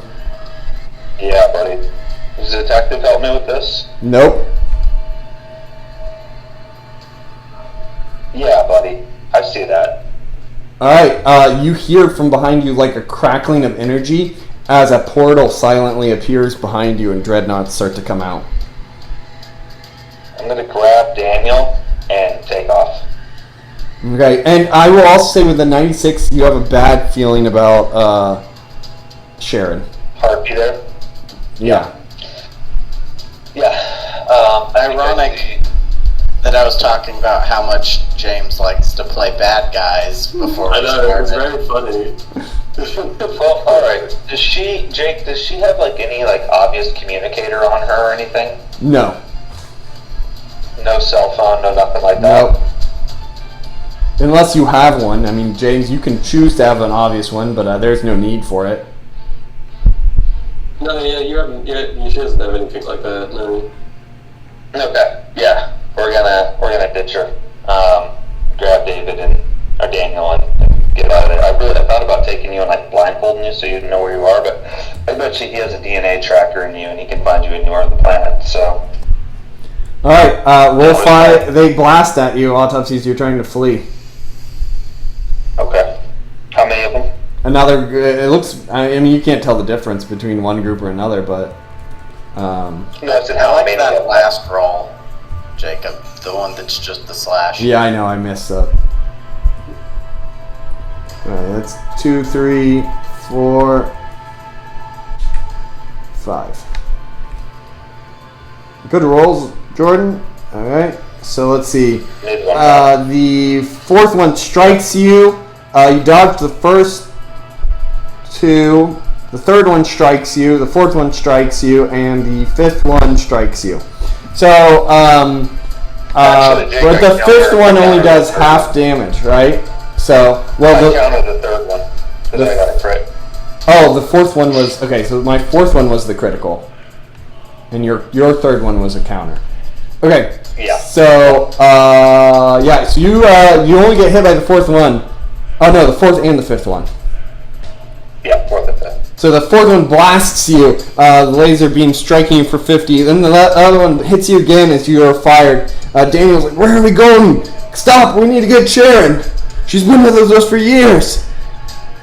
No, Daniel. She's a plant, my friend. What do you know? How are you going to find that out? How did they appear right behind us, Daniel? When her brain went completely blank. It looked like she was talking to herself. Come on.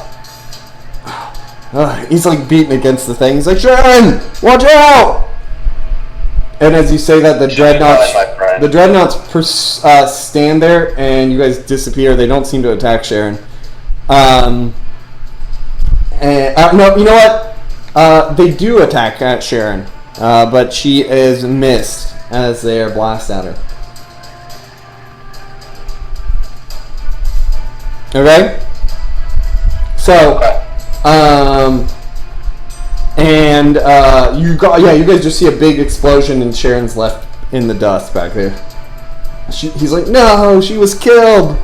This is all your fault," as he shouts at you. Sharon, I get far enough away, and then like. Sharon, you're fine as they all purposely miss you. Autopsy, where do you go? So where am I at right now, Jake? Like you are in the Alleghenies. You're like you've moved that far west. Okay, I'm gonna find a mountain, a remote mountain peak, something with some visibility but cover, and maybe like a cave in the mountains.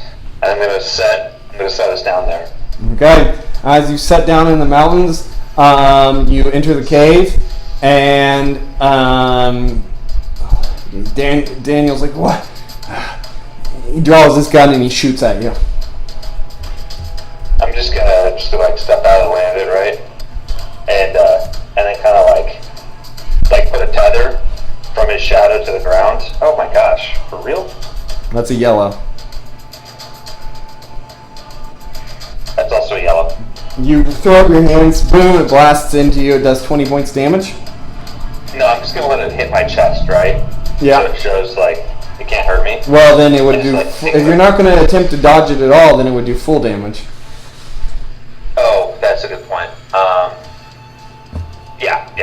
I'll like hold up my hand, right, and just like let it kind of like deflect off. All right, you walk it off to the side. The cave rumbles a little bit from the blast. He's like, "Damn it, no! You let her die!" And as he says that, roll intuition.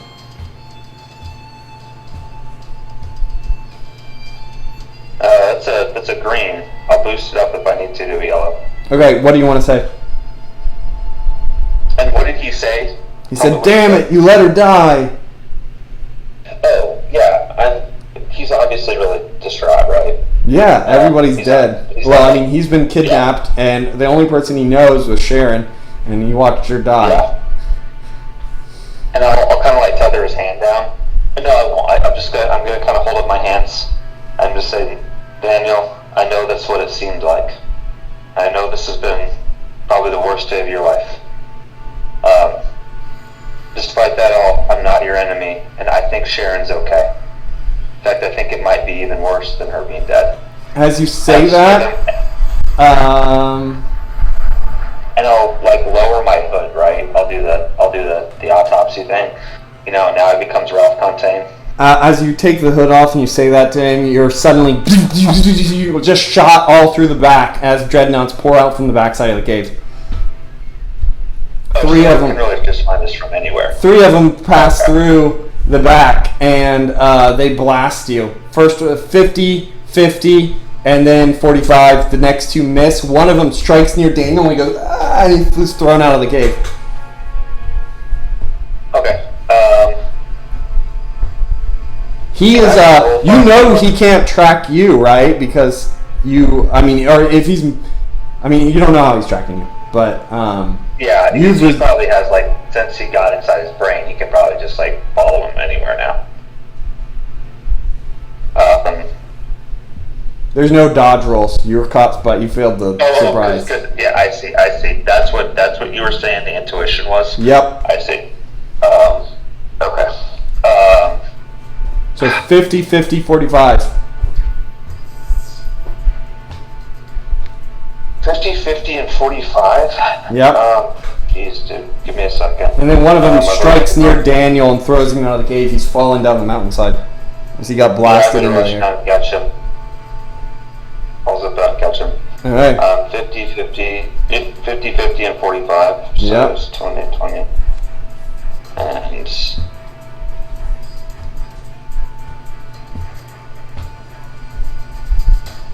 20, 20, and 15. So I've got 20 left. Yeah, 20 left. Okay. Yeah, I'll dive down. I'll catch him. Shoot. What do you do, guys? Do you let the High Evolutionary capture you so you can be with all your friends? Or do you, like, let him take the guy in? And what, fight a solo war myself? I don't think that's a very good idea. Yeah, I'm gonna capture Daniel as I'm going down, and as I'm like dodging the dreadnoughts. I'm gonna say, alright, look, Daniel, he can obviously track you. I was able to fight him off. He's like, what are you talking about? He stunned you. He's inside your brain. What do you mean? That's how I he's don't. tracking us. He like closes his eyes. I don't feel it. What are you talking about? What? I know you probably don't. You're dealing with someone who's a cosmic level intelligence here. He's been able to track us every single way here, and it's not from me. I can leave you here, and they're going to find you, and they're going to capture you, or I can go with you. He says, I can get out of here by myself. Let me go. As he tries to let go. He tries to get away from you. Is that really what you want? Do you want to do this on your own? You let Sharon die.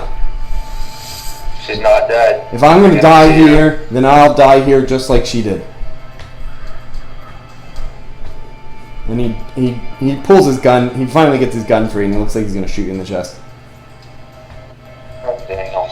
And I'll land, and I'll set him there on the ground, and I'll say, The dreadnoughts are flying down the hill. You couldn't go too fast because he was in your hands. Yeah, because I'd squish him. Yeah. If we surrender, they won't kill us, or kill you. If you don't surrender, it's all over. If you want a chance of seeing Sharon again, I suggest giving up. He looks at you, and he just steps away from you, and he goes, I'm not even going to waste a bullet on you. And he turns back to the dreadnoughts and he starts firing. Alright, I'm going to grab his... I'm going to tie him up. I'm going to be a dick, but I'm going to tie him up, take his gun, throw it, tie him down, and then I'm going to make an agility roll. Alright. That's a yellow, green. We'll pose it with the dreadnoughts. The blasts start coming. A couple of them hit into the dreadnoughts, and then the dreadnoughts fire back as you lasso his arms down, and he tries to move, and they don't, and you see, and then his bones flash green, and then dust is there as your shadows grasp it. I'm not able to pull him out of the way, Jake. No, I mean he was down. He shot at him. The dreadnoughts would go, right? If we were in normal combat rounds. So we were seeing if you could beat... Are we doing normal combat rounds, or are we just doing... Is this more like cinematic? If we did it... That's why I made you do an agility roll. If you could beat the agility result of the dreadnoughts, you would have pulled him out. No. I thought it was to capture him. I mean, you were going to capture him automatically. He couldn't resist you. Well, he gets a chance to dodge if I throw something at him. Yeah, well, okay. That's a good point. Because I guess I just don't want to have gotten this guy killed. That's not my intention, and I think that No, I know that's not your intention, but he. Okay, so you let him down. So we looked at this as actions, right? You let him down. That was your action. He chose to go forward and shoot. The dreadnoughts would normally go. You didn't. You saw him start to shoot. You wanted to jump in there and save him, right? No, which would normally not be allowable because it wouldn't be your turn. Because you flew, captured him, saved him, let him down. Right? Yeah. So then, agility versus the dreadnoughts. You rolled a 32, which was a green. 75 for them was a yellow. So they got the shots off. And Daniel is a normal guy. Why did I get to last there, Daniel? Just because you were trying to, you know. It wasn't really going to make a difference. But isn't that out of my turn? Well, I was just letting you have a chance to save him. Do you not want to? Oh, yeah, no, I totally wanted to save him. Okay, Yeah. So, I see what you're saying. I was trying to save him, but then they beat me and they kill him. Yes. Yeah. Okay. I thought that I had, removed his ability to dodge. Well, I mean, I ruined that. Cinematically, you kind of did, right? Because you grabbed at him at the same time they were shooting. But he wouldn't have been able... I mean, if you didn't lasso him, you would have had a shot at dodging, but it wouldn't have... I mean, you would have gotten... He would have had 5 blasts at him. He's already been blasted once. All he would have to do is get hit fully once to be dead. So. Yeah, he's just a regular person. Yeah. No, what I really want to do is lasso him and pull him out of the way. I know. Yeah, that's why I had you. Yeah. That's why I had you go agility versus their agility to see if you could move before they got to go. Well, sorry, Daniel. So he gets vaporized. Daniel was vaporized. Jeez. Yeah, Ralph is just no, damn it. And he turns and he flees. Okay. You zip away, outpacing the dreadnoughts. They do not appear again. Okay. Alright. So. Alright, switch over to someone else. I gotta figure out what I gotta do with this. Yeah. We will switch over to Daybreak. You re-emerge from your long period underwater. And what do you want to do?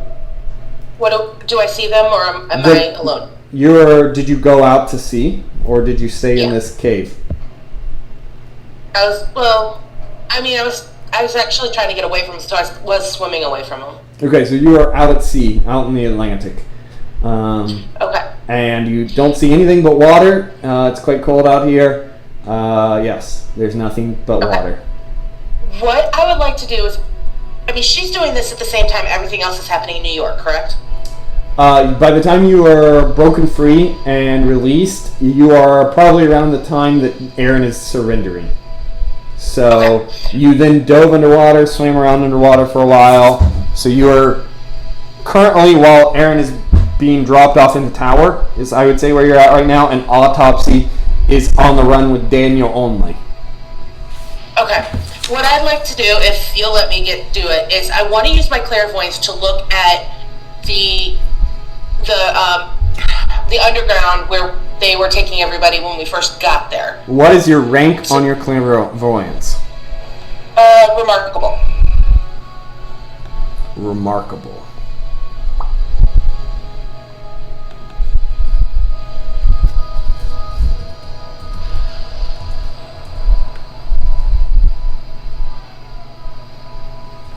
Okay, 2 2,500. Ranges are down at the bottom, I think.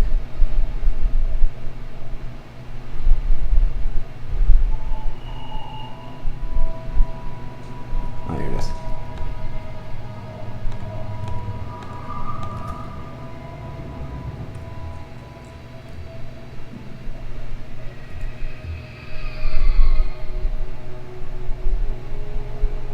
All right.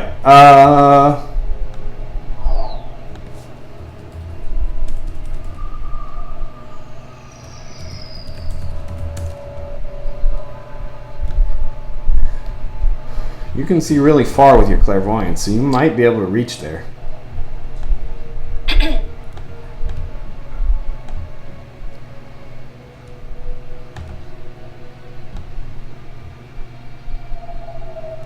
What's the distance?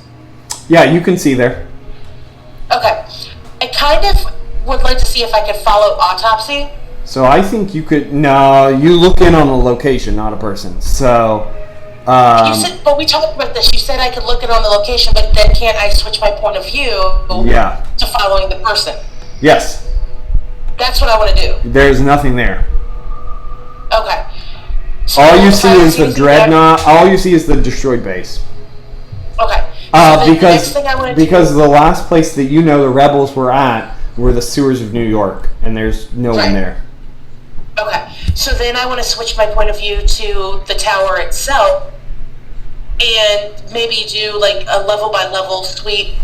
Okay, as you start to find like a dungeon. As you start to peer at the tower, I need you to roll intuition. Oh God. Can I skip this one? I need you to roll intuition. All right, hang on. My computer's slow.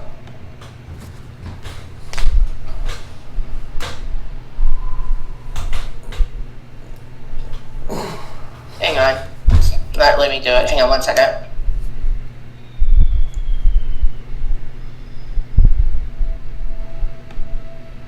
There we go.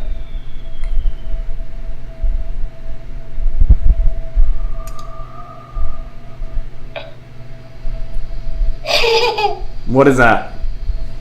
No, nothing. That's exactly what that is. It's a light? Hold on. What's your intuition rank? It's a wipe. Yeah. Okay, so you start to peer at the tower and you realize you can't see into the tower. Something is blocking your power. Of course. Alright, I'm gonna slowly make my way back to land I just want to keep an eye out for anything that might be flying over or things like that and duck underwater if I see anything, but I want to work my way back to land so I can build a portal. As you make your way back to the land and you step on it, you take a couple steps forward and you hit something. It's invisible in front of you. It's just like a wall? Yep. Okay. As long as I'm on land, then I'm going to build a portal. Your portal power doesn't activate. Okay. You feel around you and you're in some sort of dome. And off in the distance you see a bunch of individuals flying in your direction. They just like you come up out of the water. As you sit there and you like look up at the sky and you feel like their eyes on you. Yeah, they got you. Yeah, they do. This sucks so bad. I would like to see if I can blast. Does my light power work? Yep. I want to try and blast a hole through it. Boom! You blast it as hard as you can. Nothing happens. I want to drop ranks and blast it. Okay, what is your max damage? Right now, well, let's see. Her light is amazing.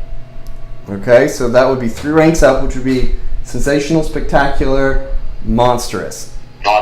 Boom! You blast it. It sends a shockwave into you that causes you to back up against the other wall. And as it clears, you move forward and touch, reaching your hand out. Nothing. It's still there. Damn. Shift 150. Gotta be. Can I double drop ranks? Nope, you dropped 6 ranks. You dropped as many ranks as you could. Okay. I guess I have to just wait there. Do you have any other? You could. I mean, you could see if you can use your light powers to blast through the rocks. You could dive back into that cave under the water. I was thinking, yeah, mine your way. Yeah, put it straight down. Mine your way out of it. Yeah, I mean, obviously, a lot of these force fields are underground as well, as Aaron knows well. So as you blast down through the rocks, you hit the force field again. Okay. Alright, so at that, you approach, they approach, and you see Sir Ram, Lady Ursula, and the Dreadnoughts appear in front of you. Okay.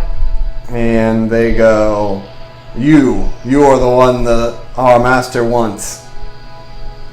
No, I'm not. You've got the wrong person. And they go, they kind of bow and they say, Lord High Evolutionary, please release this one from your capture. We will take her in. Jeez. I want to put up a greater force field inside that force field. Okay, you do. Boom. There is a shimmering kind of light field around you. And the field, you feel like an energy drop. The eyes are still on you. And they approach. Okay. So as soon as they drop their light shield, their shield around me, I want to burst my greater force field out and spread it out. Okay. Boom. It shoots out. They are pushed back, and they're like, and Ursula and Ram both smash the force field as hard as they can. What's the strength of it? It's part of my light manipulation, so it's amazing. I mean, the greater force field's ranks are at least 2 ranks higher than 10. you. What? No, you told me what that was. Hold on, let me look. It is spectacular. Spectacular. Okay, so they both strike it as hard as they both strike it, kind of boom, boom, and since they don't strike consecutively or instantaneously at the same time, whatever, the force field holds, but you see cracks start to form in the energy. Okay, then I'm gonna have to. They look back and they say, "Dreadnoughts, blast this down. Take the intruder in." Then what I want to do is, as soon If as they say this before you do anything else. If she resists, the High Evolutionary says this one can be taken in dead.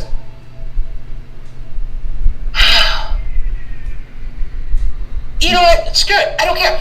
Don't do it. Come on, don't do it. Just go on through. Just take it. Who are you talking Don't to? do it. You. Who are you talking to? What's your daybreak? What's your flight speed? It's based off of my light manipulation. So would it be amazing? I think it's 2 ranks lower than your light speed, so it's incredible. Okay, so yeah. Okay, so yeah. Okay, just checking in case you try to make a run for it. That's exactly what I was gonna do. As soon as the shield comes down, I was just gonna try to blast off. Okay, do you have all the checks in flight? No, I need a green though. Okay. I've got 7 in it. Okay. So you see the Dreadnoughts come up. They all light up their hands, and flames start to appear, and they are going to blast it all simultaneously. Okay. And at that, you ready yourself and roll your flight. I did. So I got 57, which is a green, which is Okay. enough to give me another check. Yes. And you levitate into the air, and boom! And the flames erupt into the field, destroying it. And then but as the giant plume of flame erupts, you turn and you bolt out into the Atlantic. The Dreadnoughts are left behind as they try to pursue, but they are not as fast as you. But coming up immediately next to you, one on the left and one on the right, Lady Ram Are Sir Ram and Lady Ursula close the gap? Then I want to go straight down back into the water. Okay. You dive into the water as quickly as you can, and they follow you. And yeah, their steeds submerge into the water right behind you, and they swing at you. Dodge. Something I can do. Usually. Are you kidding me? Okay. Two dodge rolls.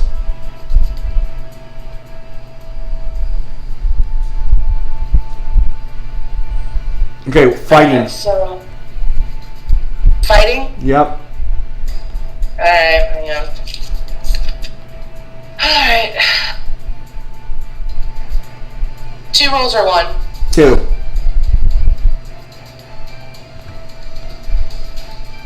Oh, no. You already made them. 17 and 55. You're good. Okay. So you can use the 51 for 2 attacks, I guess. I mean, that doesn't help you, but... Yeah. You can just re-roll those. Their steeds are faster than you, so you're underwater, like zipping across, dodging like zooming around an iceberg. They swing, and you got a, what is that? A white and a 55, which is a... On my fighting? Yes. Amazing. Your fighting's amazing? Yeah. That's a Unless green. I start berserking and then it's spectacular. Okay, that's a green. Yeah. So they, boom, Ursula strikes you in the side with her fist. It hits you hard and deals 45 points of damage. Wait, no. Okay. She did half, so does 22 points of damage. So you would... And my true invulnerability would... What's your true invulnerability? Excellent. Okay, so you would take 2 damage. Feeble. 2 damage? Yep. Alright. Alright. And then the Sir Ram, what did he do? He missed. He swung at you, but you dodged all the way. Oh. Alright. Alright, James had to take leave. Okay? Okay. James, you gotta wait. Okay. He's already gone. Okay, So, what are you doing? Going berserk. Okay, if you berserk, you're not going to keep running away. You know that, right? Oh yeah, that's right. I would not do that. You'll fight until they're either you're defeated or they're defeated. And I don't necessarily see that happening with these guys. Yeah, you have no idea. You haven't fought them I would before. have to have some seriously good rolls, like with Captain America. And I don't see that happening. You have not fought them before, so you have no idea how That's good true. they are. That is true. You know what? Screw it. Let's go berserk. Okay, you go into rage. You're like, you killed Delilah, and you sling a punch at him, and the force of the punch throws everybody out, and you land on an iceberg. Yeah, You mean the ice flow? it's an iceberg, right? Because it's out in the Atlantic, floating around. The ice flow is the flat one. The iceberg is the mountainy shaped one. I think we have an iceberg then. All right then. Let's go on the iceberg. Yeah, it's like all rugged and up and down and stuff. All right. So I'm gonna go.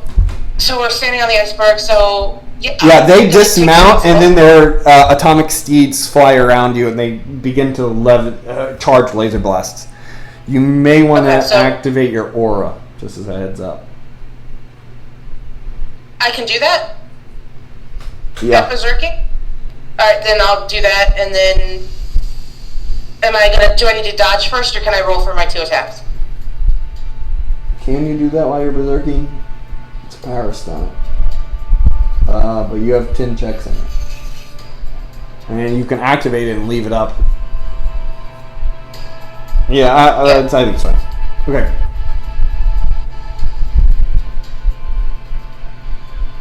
You can go first.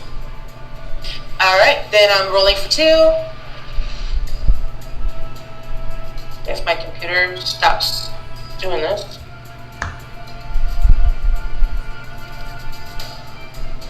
There we go. let's see. No, I only got one. 50 on so spectacular? No, I was rolling for 2 attacks. On spectacular? Yes. So yeah, that is a green. Okay. So, and I need a yellow for it, right? Yep. You needed a 53. No, I'm actually monstrous at this point because it's she's berserking. You all know you're amazing normally, so how many points do you get? On agility? On fighting. Oh, sorry. Yeah, she's spectacular. So yeah, still no. Okay, so I am going to go after Sir Ram first. Okay. And basically just He punch says, him. "You're all making this difficult for us. And it seems as though you have no intention to come peacefully. Do you not value your life?" And rah! She just growls at him. Yeah. How about an 85? 8. So you rush across the ice, jumping up on top of one of the peaks, and boom, drill him straight in the chest. How much damage do you do? On strength would be amazing. What is the number? Oh, 58. But I have my martial arts A that I want to use, and I want to use it to kind of body slam him. That's a different... Martial arts A is a grappling one, right? That's the one you said I could, slam people on. Oh, okay. You can slam regardless of your fighting. You can use your fighting to slam, I believe, is what that one does. So you want to make a slam assault on it? Or you want to go for a slam? Yeah. Okay. I'm going to get him on his back so I can turn and fight the chick, Lady Ursula. Right. He gets a yellow, so he is thrown backwards, but kind of puts up his hands. He's knocked a little bit back, but he takes the blow. Okay. And he rushes forward. He lowers his head to ram you. And then he goes for a charge attack and roll to dodge. Okay. He only gets one attack. So 62 is a yellow. It's not. Yeah. It's fighting, so you're still spectacular. Oh, fighting. Sorry. It's fighting even if it's dodging to not get hit. Yeah. Oh, okay. It's agility versus anything ranged. Fighting versus anything close combat. So he lowers his head, rams at you. You leap to the side at the last second, mostly dodging the blow. It strikes you for 22 points of damage. You take 2 after your. Oh wait, does your aura protect you from any amount of damage? Physical damage? It protects me from 40 with energy damage and 10 for physical. Okay, so you take no damage as the blow glances off of you. Then, as you kind of step off to the side, you look back as Lady Ursula comes from behind. She rolls for 2 attacks, gets him, rushes forward, draws her claws, and swings twice. The first one looking dangerous, and the second one striking towards your vital points. Okay, so I dodge the first one. Yeah, the first one you push the ball off to the side. The second one, however, rakes across your chest, dealing 45 points of damage. So 35. So that would be, we would go to your chart. 35 is fantastic, so you would go 5 points of damage. Okay. Okay. Okay, cool. My turn? Yes. 2 attacks. Oh, wait. Up that to 10 points damage because she critical with a 96. Oh, okay. Are you injured from last time? No. You were. You should have been. Oh, yeah. Yeah, I didn't know if you had said that we had enough time to sleep and heal. I didn't remember, no. So I still have my score. What? All right. Yeah. So, how much would she have healed? Because I'm still using my berserker powers right here. None. My berserker points. Okay. So yeah, I'm still basing it off of that, and I'm good. Okay. All right. Cool. Go. So, okay, here we go. You've been basically constantly on the run the whole time. So 65 would get you 2 attacks. Yeah. And just basically going after Sir Ram. Okay. The 20. Is that a green? And One spectacular? a green, it is spectacular. No, it's still a white by 1. Okay, so Go back to you me. swing in for the first one. He steps back out of the way. As the blow strikes against some of the ice, and it cracks it and causes a chunk of the iceberg to drop into the ocean behind you. And then a yellow. And then I got a white, and you boom, deck him in the side of the face. He goes poof and flies into the ice. Do you want to try to slam him again? He resists the slam again. Oh, wow. Okay. Oh, good for him. Okay, so Ram's hurting a little bit, but not too bad. Okay.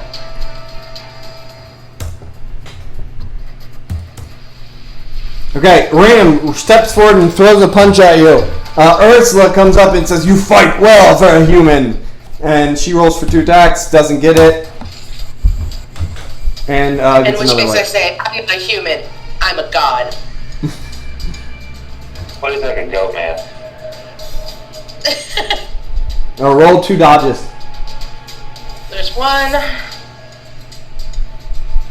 and 2. Okay, you dodge out of the way of Sir Ram's punch, and then Ursula comes down and says that and swipes at you. You say that you're a god. You grab her arm and boom, body slam her under her back into the ice. She pulls herself up. They look frustrated and annoyed, but they continue at you. Wait, actually, it's your turn. Okay. Going for 2. Got it. First one. Sir Ram or Sir Ram. Ursula? Okay. Sir Ram. I tend to go after like one specific person when I do Berserker because it's like what she focuses on. Yeah. So that's a green. Second attack. I got a green. And white. Okay, and green. So the first one, you come in, he throws up his guard, and boom, takes the blow, but pushes most of the damage up to the side. White up? Yeah, you can. Yeah. But it doesn't look like your attack was very effective on the first one. Like he mostly resisted it. I would just like to push it to a green, so at least it's green to green. Okay. So that blow comes in, but he blocks it too and pushes your force off to the side, seemingly to no effect. Okay. So that would have used 20, 30 karma, I think. 20, 10, 30. 10 karma, because you're fighting. It's spectacular. Oh, that's right. Okay? Okay. Cool. So, yeah. Ram comes at you. He rushes and he jumps up into the air and he brings both his fists down onto you. You look up and make a dodge roll with your fighting. 47. Oh, green. Okay, and you catch the blow and block it. He does, let's see, that's 40, so that would be 20, so nothing, as he rashes into your full arms. You push him up to the side, and then Ursula runs up. She rolls for 2 attacks, doesn't get it, and then swipes at your chest. You turn around and dodge at the last second, but they rake across your chest. But how much, we'll see. 86 on Spectacular is a what? A red? Wait. A red, yeah. Yeah, so it's a you dodge backwards, and the cut that would have been dangerous is much less so. As she cuts across your chest, she deals 45, so that would be 35 after everything. To your true invulnerability. So if we look at fantastic, So it should be 5 points of damage, right? 1, 2, 3.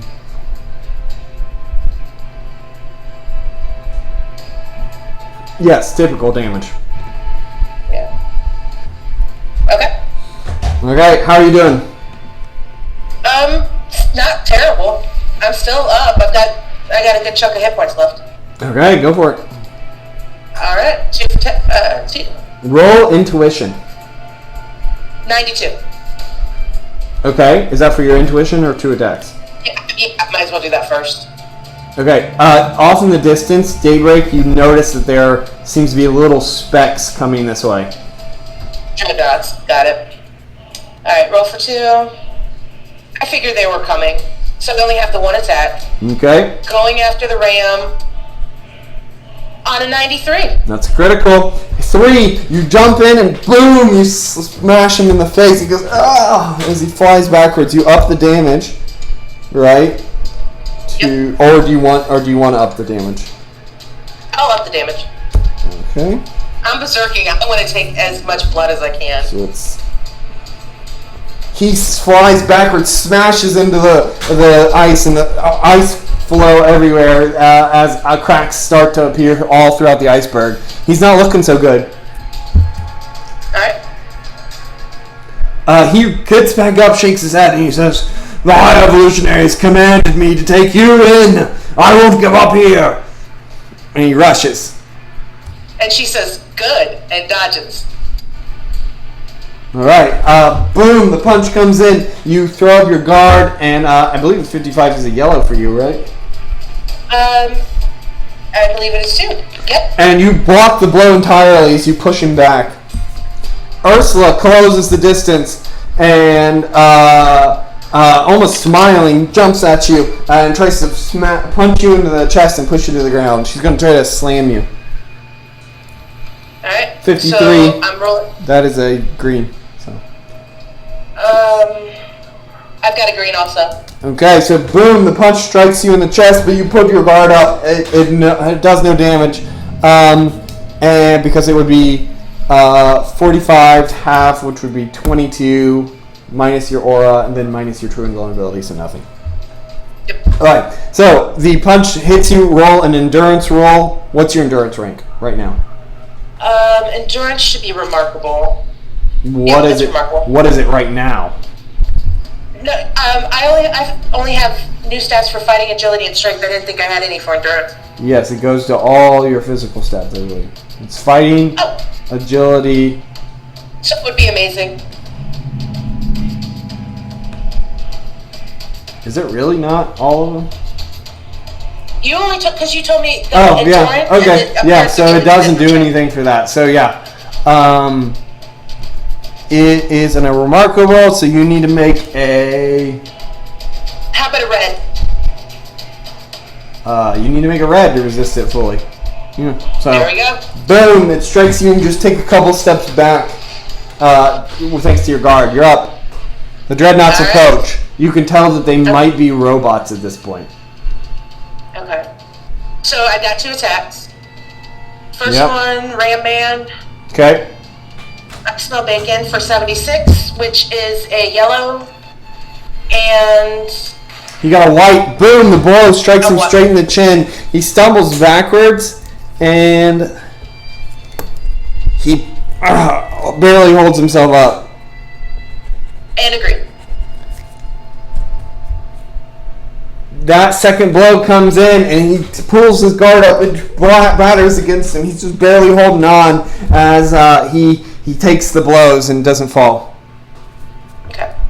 Ram comes at you. He picks up one of his legs and he kicks you back towards Ursula. He misses. Ursula doesn't get 2 attacks. Go for it, Daybreak. And you step out of the side, catch his foot and push him back down. He falls into the snow. As you turn, the second blow comes at you with a fist from Ursula. Dodge. That one strikes you in the chin as you stumble backwards, taking 45 minus 10, 35, 5 points of damage. Yep. Yeah. Okay. Alright. The dreadnoughts are now fairly visible to you. 2 more rounds and they'll be here. Okay. But I mean, in the state that she's in, she's not going to care. So. Nope. Alright. Going for 2. Did you get it? So, I only have 1. Okay. Make your attack on Ram. And everybody wants so green. Another blow, but Ram holds up his guard. He's doing everything he can to just stay in this fight. He attacks. 70. That's a yellow for him, I think. Oh, he's not going for 2 attacks? He can't.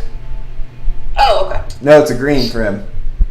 Oh, gotcha. Okay. So 60, which is a Yellow. So he swings at you, and you step off to the side, and then you see Ursula step around from behind him. She goes for 2 attacks, doesn't get it, and swings with a hammer fist to your side. You and I dodge the first jump one. up out of the way, and then boom, drill her in the side of the head. She stumbles. She's looking a bit injured at this point too. And another red, by the way, for her next attack. Okay, so you got 2 attacks. Yep. And then Mr. Ram. Okay. White. And Green. White. So at that, you punch at the ram. He holds up his guard, kind of trying to turtle up and take the blows. But you strike against it. He opens up to swing back at you. And at that time, you grab his arm, pull it up, and then boom, drilling right in the chin. He stumbles backwards and falls to the ground unconscious behind you. Or in front of you. Recovery? Huh? No, he's going to stay down. Villainous recovery? He's staying down. Okay. Alright. He drops to the ground, lays there. Doesn't say anything. You turn to Ursula, who attacks. She gets 2 attacks. Critical. And 80. Yellow. Okay. And I've got, whites. The first one strikes you hard in the ribs. You hear a rib crack as you take 10 points of damage. The second one, she jumps up and grabs you in the face and then knees you into the face. You stumble backwards, taking another 5 points of damage. Okay. So that's 15 from the Still 2 up. of them. How are you doing? Hit Still point. up. What's your total at? 39. Okay, as you look around, you're like, "Ah!" You see 5 dreadnoughts appear up above you. They begin to fire down. Roll 5 agility rolls.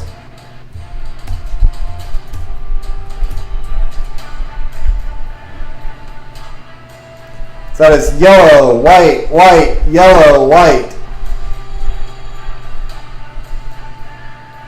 Man, Daybreak, you're just rolling. Alright, so the first one strikes you for 40 points of damage, which would be 10 damage to you. Okay. No, that's not right. No, it should be 4 damage to you. Okay? Then, the next ones you dodge, leaping off to the side, you raise up your hands, you shoot 2 laser beams into the chest of the next 2. They look badly damaged. The third one blasts at you, but you roll all the way to that. Ursula looks at you and says, "You fight well. I'm quite impressed. Hopefully the High Evolutionary will allow you to live." But you're just super angry. She hears High Evolutionary, and it just pisses her the fuck off. Okay, go attacks. for it. Yep. Nope. Not 2, but that's alright. And Lady Ursula is dead in her sights for a yellow. Or, I'm sorry, a green. Okay, she gets a... She gets a green too. So you rush and you throw the punch and it hits against her guard. And she says, "I will go down as Lord Ram as easily as Lord Ram. He spends too much time with his machines." He belongs in a luau. She goes for 2 attacks, doesn't get it, and then she claws at your face. The strike hits as it does 10 points of damage. Yep. Okay. And then the dreadnoughts fire again. White. Yellow. White.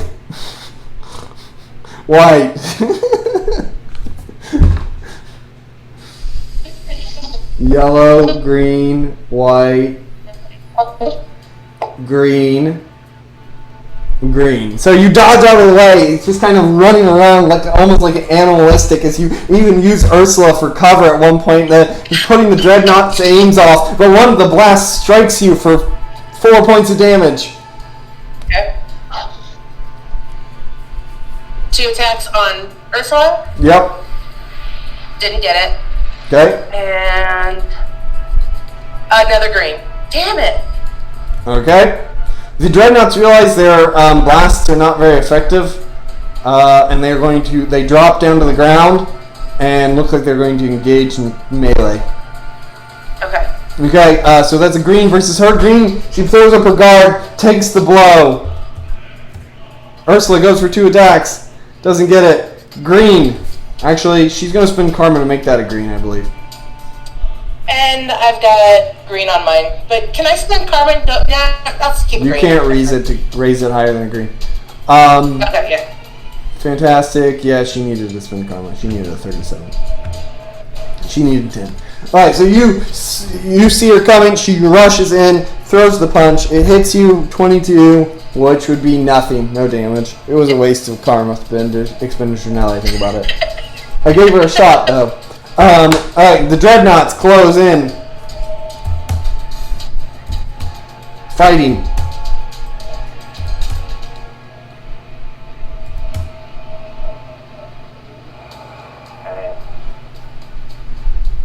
So that is a yellow, white, green, yellow, white, yellow, white,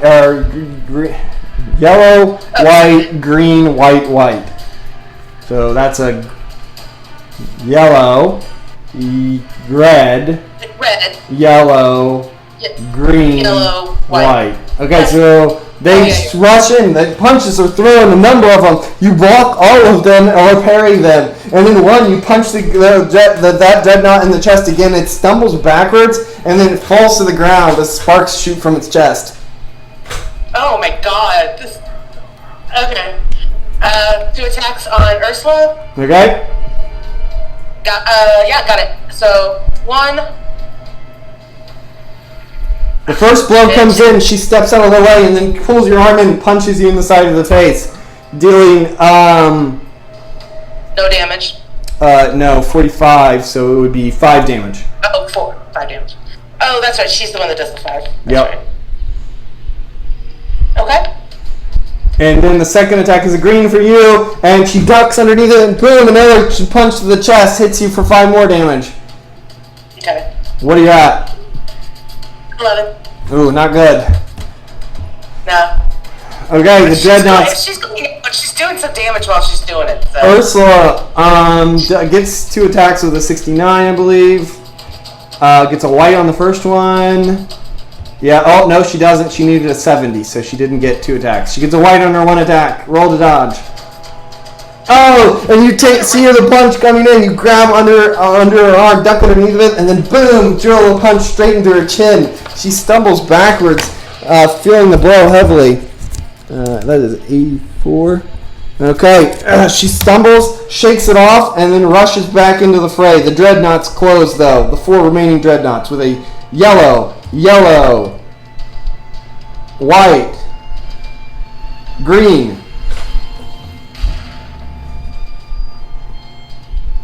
Four dodges. Oh yeah, there's only 4. That's right. I forgot that one was down. So. Oh, first one's a white.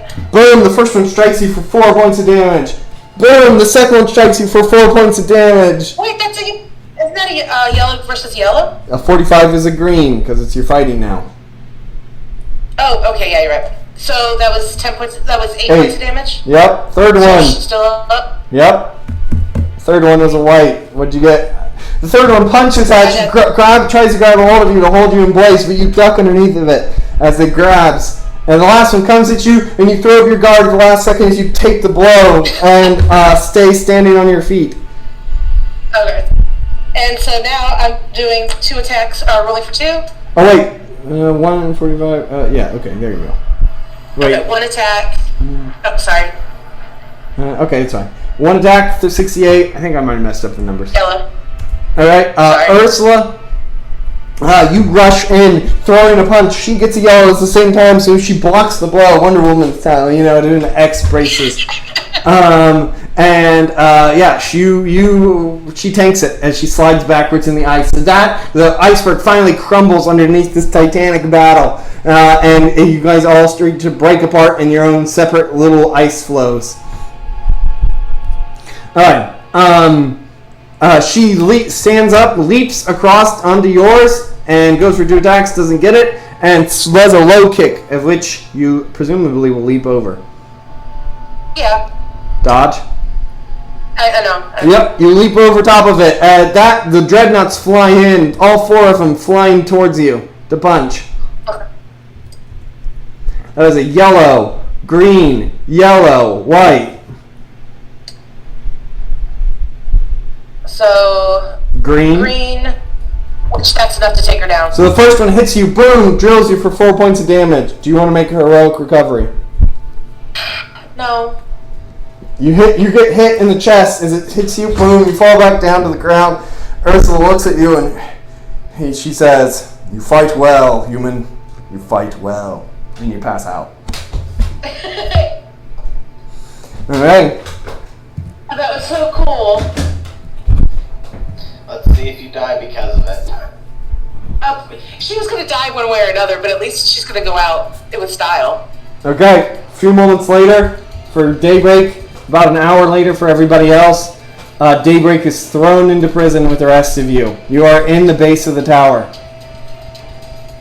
You guys are looking at each other. Oh, the whole team's all back together again. Yep. Except for Autopsy. Yep. So what are you guys going to do? Daybreak, Aaron, and Pangea? Don't try and break out. It'll just go worse for you. I wasn't going to. She's just kind of holed up. She's basically curled up in a ball in the corner. I mean, Aaron's just chilling because, you know, he's hoping that indeed his actions will matter. Okay. Autopsy, what are you doing? Oh, Jake, I don't know, dude. Do you want me to be captured? Is that what I should just do? No, you can do whatever you want. Yeah, except for it's tough when you got a guy who can read everybody's mind on the entire planet. I guess I want to go make myself like a lead-lined hat and just wear that for first. Little tinfoil coat. Yeah, exactly. I mean, you do know of somebody who has made like a helmet on Earth that does protect you from telepathy, so... Yeah, he's called Magneto. I don't think he's here on Counter-Earth, though, is he? No, but I'm just saying, there's precedent. Yeah, there's precedent. And you do seem to be pretty resistant to telepathy, so it has not affected you. Yeah. I think Autopsy's feeling a little low, and like this is a little typical. You know, he goes all the way across the solar system, and he's in the same boat, alone, friendless, on the run. Yeah. The government chasing him.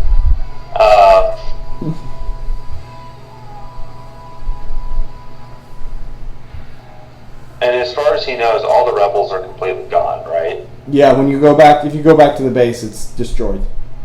There's a few bodies that are somewhat intact. But it looks like they got blasted with radiation, so they just kind of got incinerated into dust. Yeah, he'll probably like scoop some dirt over and put a little stone as a head marker for each of them. I mean, I really need to get inside that tower and see if I can help my friends. Because I can't lead a one-man rebellion against this guy.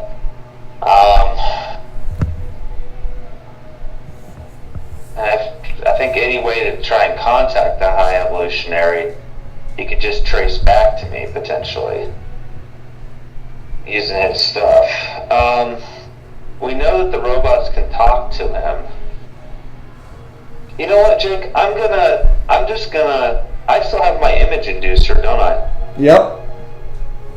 I'm just gonna look like a human, and I'm gonna go back to New York City. Okay. I'm gonna look like a human, and I'm just gonna try and gather as much information I can about what has happened, what the High Evolutionary wants, or are all the Animen evil? Does anybody heard of any sympathizers? I'm just gonna go on an information gathering spree, because I realized we kind of came in here with no intel, other than what Reed had told us. And obviously things are a little different, so...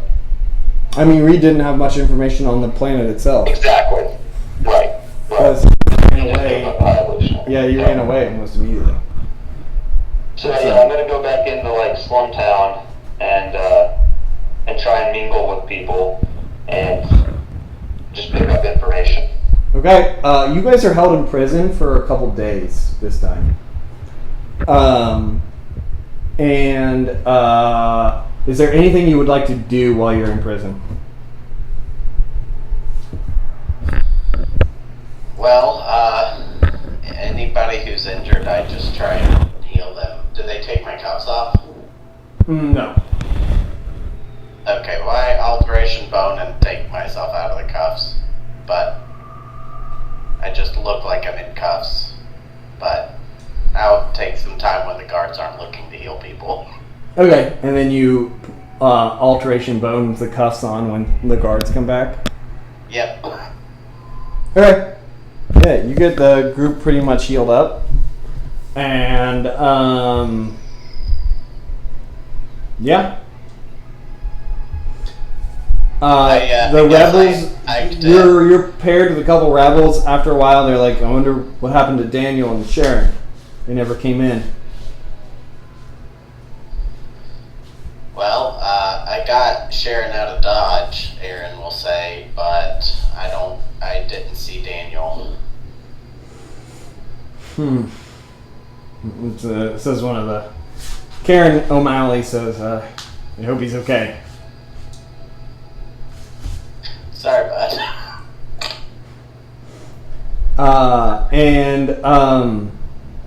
Pete, are you able to communicate with me through telepathy? But it depends upon how far you are away and whether he blocks magical telepathy. in his Yeah, tower. you're nothing... you can't do anything outside of the building. But he can communicate within the building. He can telepathically communicate to people in other cells in this area, yes.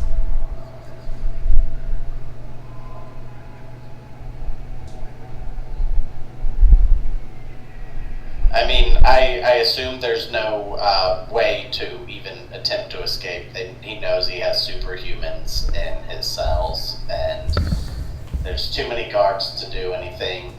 There's a good number of robots here. You test your abilities.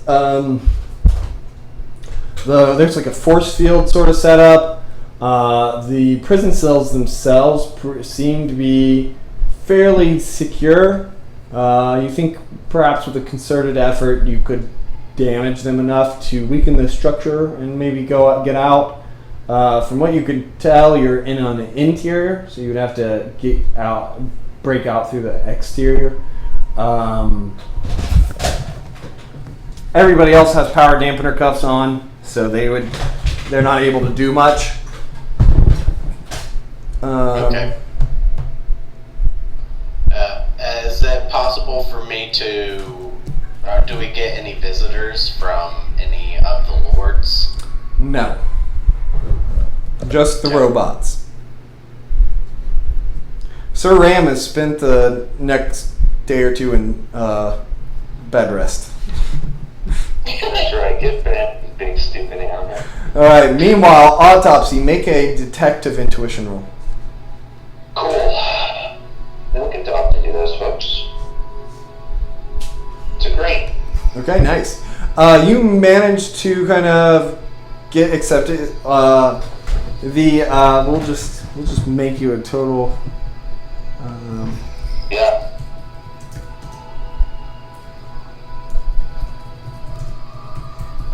You kind of come up with a secret identity here, and kind of try to become a normal person for the next couple days.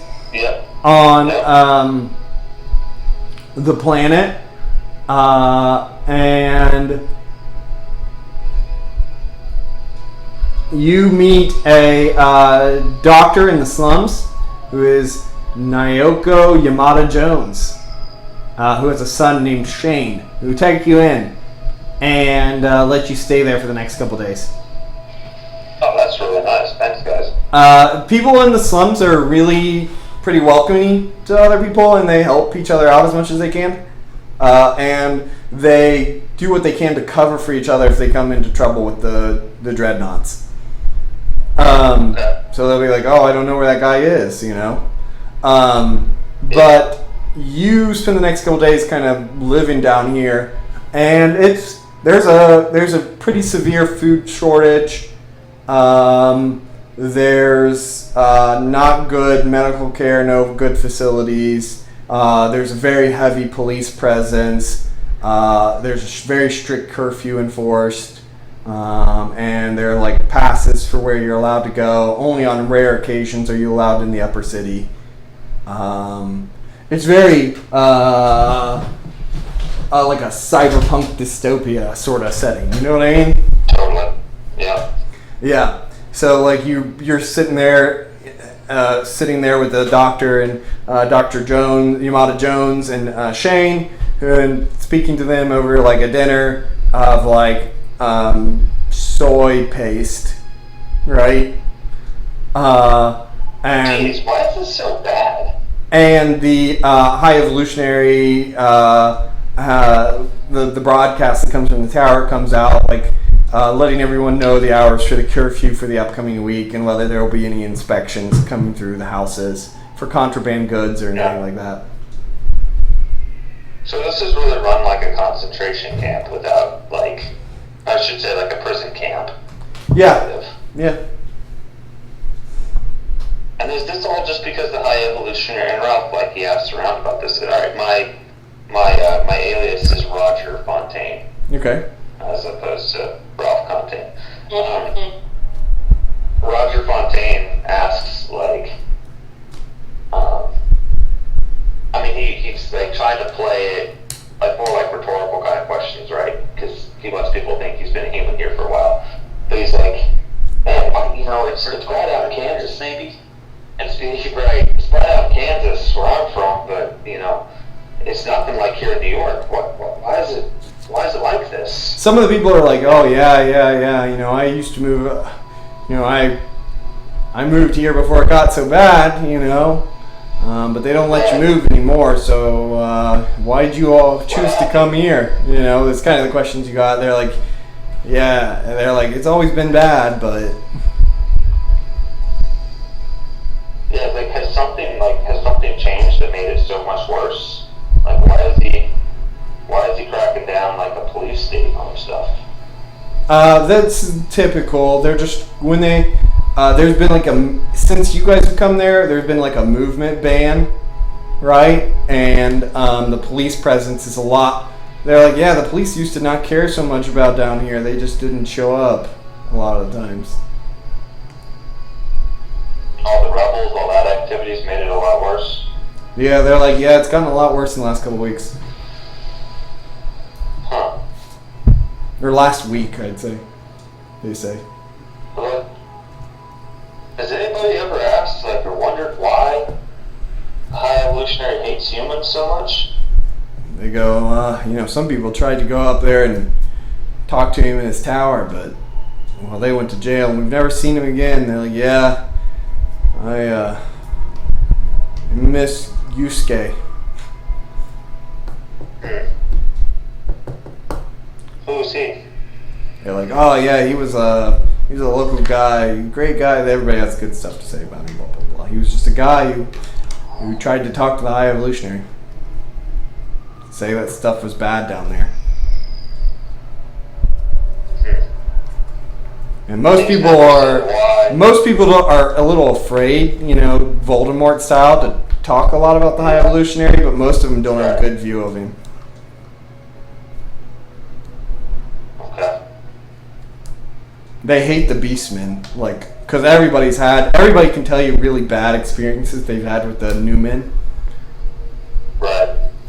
They call them Beastmen. A lot of the humans do. Beastmen, not Newman. Beastmen, yeah. Okay. Is there any humans who do have, like, correspondence with them, or that the Beastmen have to work with?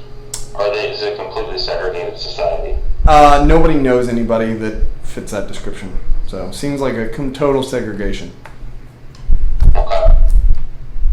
The more you get to it, you realize that the High Evolutionary isn't taking any steps to exterminate humans or anything like that, like genocide them, but they're, you know, they're treated very poorly.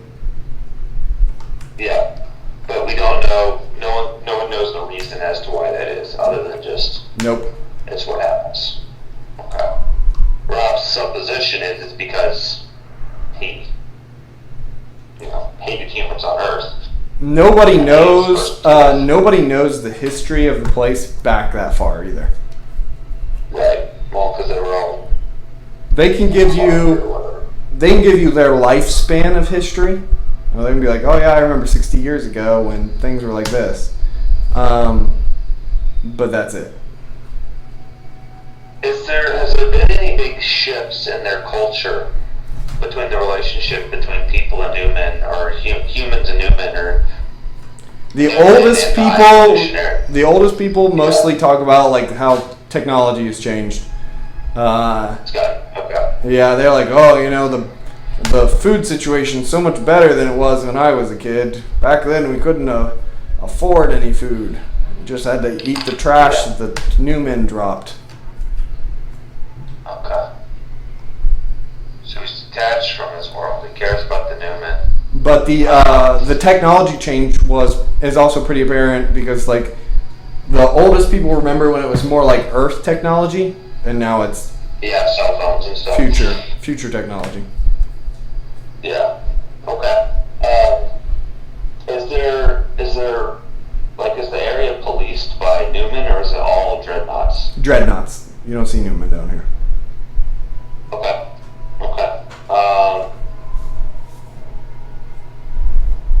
Have they ever heard? Excuse me. Has anybody ever heard of a good Newman? No. Someone who did persecute people. Nope. The best they can tell is, oh yeah, there was some guy who didn't, they have a lot of stories of them just ignoring people, humans, as if they didn't exist. That seems to be the default response. Okay. And then Ralph starts thinking a little bit more, and he says, has there ever been any threats to counter Earth and to the Newman from outside the planet, or within the Newman? Have you guys ever heard of any civil wars between them? No. Okay. There's never been a fight amongst the Newmen. We don't even know. They're like, yeah, we don't even know of two Newmen getting in a fight. Okay. And you see fights break out amongst the human all the time. Like, they'll fight over scraps of bread. There's little gangs that operate in the slums. Like their own territories? Yeah, people are like, there are like lots of drugs being sold around here. Okay. Alright, so Ralph, he kind of like takes all that in. It's like, it's not anything that he wouldn't have thought of before. It sounds suspicious to him. So he's going to try and get closer to the Newman. I mean, an image inducer can make me look like a Newman, right, Jake? Yep. Okay. So he's gonna, while he's out, maybe he's like working a job or something, trying to contribute some money to people, carrying stuff for folks or whatever. But he's gonna start investigating closer to the surface, to the higher levels, as a Newman. He'll take on the appearance of like a gorilla man. Okay. And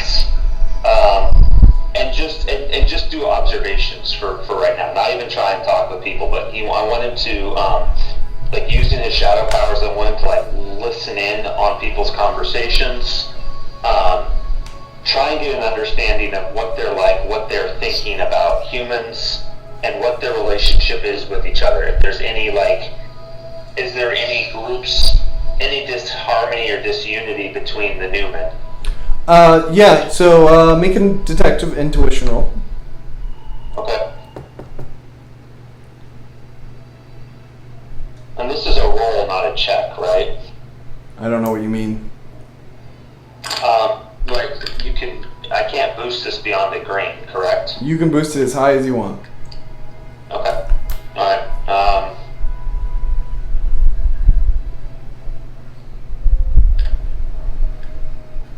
I'll boost it to a yellow, but I have to. me see what a yellow's going to be for me. So I'm on Uncanny. 40. I gotta spend 40. Alright, I'll spend 40 karma to bump that up to yellow. Okay. So your studies reveal a society that's very formal, like has like a formal and informal language. It doesn't get used very much. People are very polite to each other. They address each other through like with like formal titles and everything. Most people seem to have some sort of title. Lady and lord and stuff, right? Yeah. Certain ladies seem to be reserved for knights and lord. Okay. But they have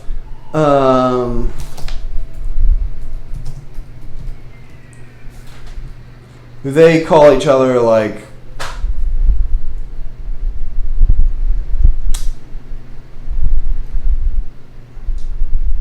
I'm not sure what a good example for like gentlemen. Like the way that like the Amish talk to each other and stuff. They call each other like a dame and gentleman, right?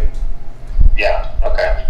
And they also have like they talk in like a Shakespearean language formally is how we will interpret it into English. Okay. Yeah, well, like spend some time practicing that, making sure it gets the dialect down and stuff, so it can sound right. They have a lot of rules to how their interactions seem to happen, which are difficult for you to understand.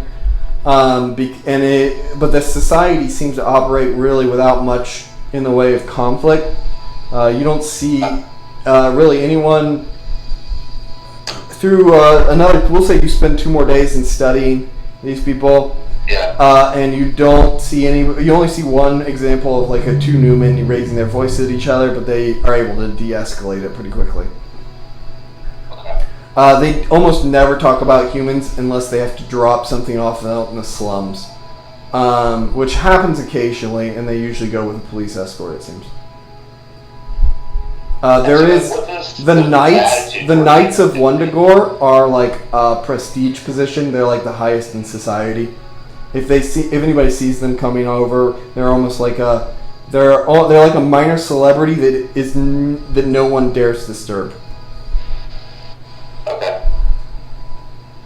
So, additionally to all of that, people really like the High Evolutionary. They like the way society's functioning. They're very happy. There are no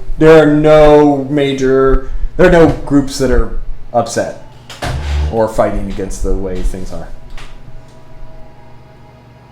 that you hear of. Okay. And I will say this, since you did up it to a yellow, one other thing that you find out is that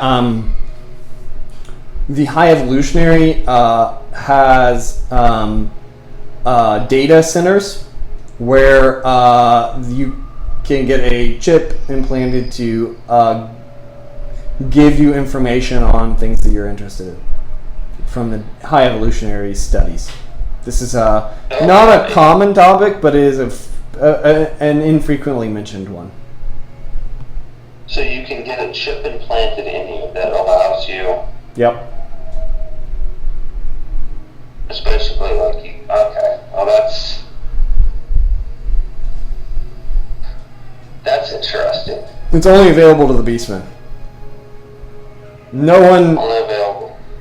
Yeah, nobody has any complaints about it, though, or any suspicions regarding it.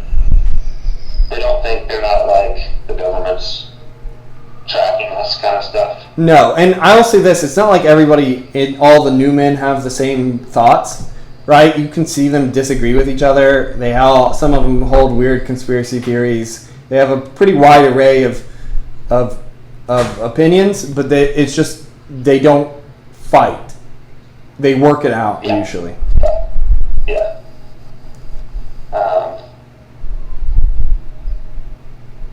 Okay, so that's interesting.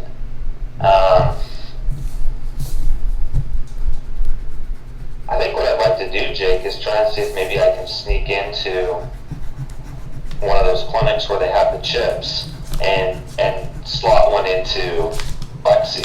Alexi. Or Alexi. Yeah, see if I can slot one into Alexi and access stuff that way. Okay. So, after 4 days in prison, you guys are a little hungry, a little tired. You are called forward before the High Evolutionary. The guards release you from the cells. They make sure your cuffs are on. They bring you forward. What do you want to do? Aaron, if you wanted to make your escape, this would be your best chance.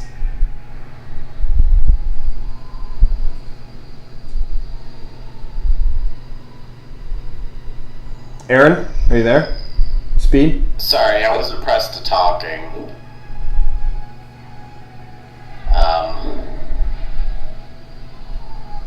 Yeah, see, they're just gonna murder all those people if I leave. I'm like 99% sure of it. Because obviously, even though it's a nice and pretty world for the Beastmen, like, they don't bat an eye to massacre dozens of humans, even innocent ones. Like, you can argue probably that Yeah, I think I'm just gonna, if he, see what the High Evolutionary's interest in us is other than admonishing us. Because obviously he took a direct interest. Have the ability to make like an illusion of yourself that you could like control and go along with, while like hiding out of sight. I have a feeling the High Evolutionary would see through it immediately. Yeah, I don't know. Probably. If you know that if you make an interaction with the illusion and you have any reason to believe the illusion's not real, you make a reason roll. Yeah, I think I'll blow that part. And I have a feeling that my excellent rank illusion is not gonna compare to his class 3000 reason. So, all right. So, I'm gonna see what the High Evolutionary has to say. Daybreak. She's just. They're in front of him right now, right? Yep. I mean, Your power dampened, so there's not a lot you can do. But yeah. Aaron is probably like. No, there was something she had wanted to say to Aaron, like during those 4 days, but never mind. Yeah, go for it. Well, we'll just back it up and we'll say it's the day before you guys go in. You just you moped, and like honestly, rightfully so. So that's dismissive. You have been mourning, yes, and then I think Aaron, you approach her at one time and you see that she's still like clutching onto that hat, the hat of Delilah. See, I was gonna say that she had it like in the back of her, like her belt. Oh yeah. She had it with her the whole time. Yep. And she goes up to Aaron and she just looks at him, and like her hands are shaking really hard, and she just hands Delilah's hat to him, and just tears down her face. All she can say is, it's my fault. I killed him, and it's my fault, and I'm sorry. Aaron's a little bit in shock, and he just, in a rare show of affection, Aaron will hug Daybreak, and he'll say, "We all made our decisions coming here." And she just... Go ahead. Anything you can tell me right now, or before we're given our audience, would be immensely helpful. There's something about me that he wants. He wants my powers, because it's something he's never encountered before. And at this point, if it saves anybody else, then he can have them. But I just, we're all gonna die. Do you think that's truly the case? There might be an opportunity, if I'm patient, to try and get us out of here, but we're not going to be able to make it far without being tracked if he has his personal involvement. If only if... Yeah. If anybody can figure this out, you can. Oh, But I will say one other thing, Autopsy. While you're listening in on all of this, you find out that every major city in the whole place has a spaceport, and there is like a colony on the moon too. Oh, interesting. Yeah. Okay. So there is a So spaceport it would be on relatively easy to on get a Long ship. Island. Okay. So it's possible to get a ship. Yes. Okay. There are public ships. You know what I mean? Like Yeah. commercial. Shuttles and stuff. Yeah. the last thing that she's going to say to Aaron is, we may get lucky and Autopsy's going to fly in and save the day, but... Cool. I was gonna hear the High Evolutionary out. Do you think I shouldn't? No, I don't think you really have much of a chance. I mean... Daybreak, as you say that, I need you to roll intuition. Hold on. I gotta do this on my phone. My computer stopped working.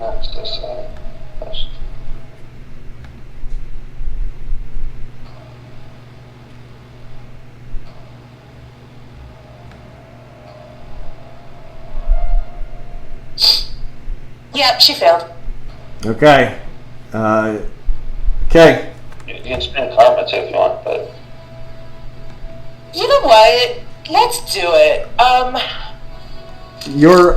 So you need a green here. So your feelings are very similar. You felt this feeling before, but as you see those dreadnoughts come to pull you guys out, you can sense that they are being observed, and for a second you almost glimpse a pair of eyes in the sky above them.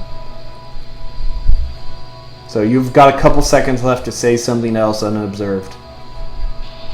Then I'm going to say, let's hear him out, and then I tell Aaron about the eyes before they get there.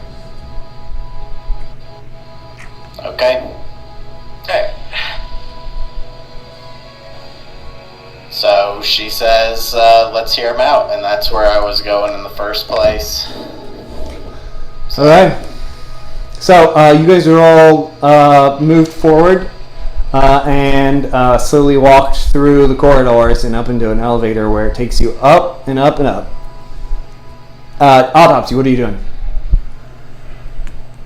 I think actually, Jake, I'm gonna revise two things. My two goals are one, try and steal one of those chips, and then two, I want to go to the spaceport and I want to see.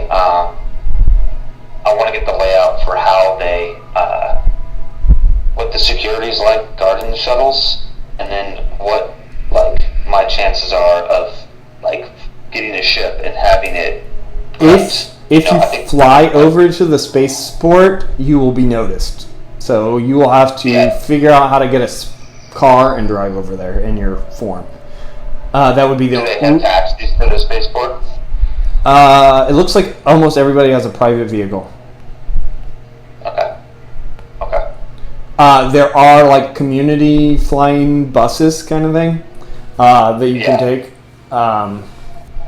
So that is a thing you'll have to figure out. That you can figure out pretty easily, I would say. It's just got a standard bus schedule. I would just do that. You go over to the data center, and as you approach, there is a little circular hole in the wall where it says "sign in here," and the beastmen come forward and they stick a talon or a claw or a finger or a paw. The paws have all been transformed into fingers and stuff, so that everybody has a vaguely, and they've all been anthropomorphized heavily. And it seems to scan something, and then it lets the people in. Yeah, we can't have them scan me because they'll know I'm a human. So I'll have to steal one. A hand? No, a chip. Yeah. Well, you know the jack for the chips in the head. Yeah, they put it in your skull, but I should be able, if I get one of the chips, I'm hoping that I can like find a way to wire it into Alexi. Does that make sense? Yeah. There are a number of dreadnoughts here, so that is another thing to consider. All right, so There are or there aren't? there are a lot of the upper city doesn't have dreadnoughts, so it actually feels safer to you than the slums Yeah. to go around hidden. Sure. But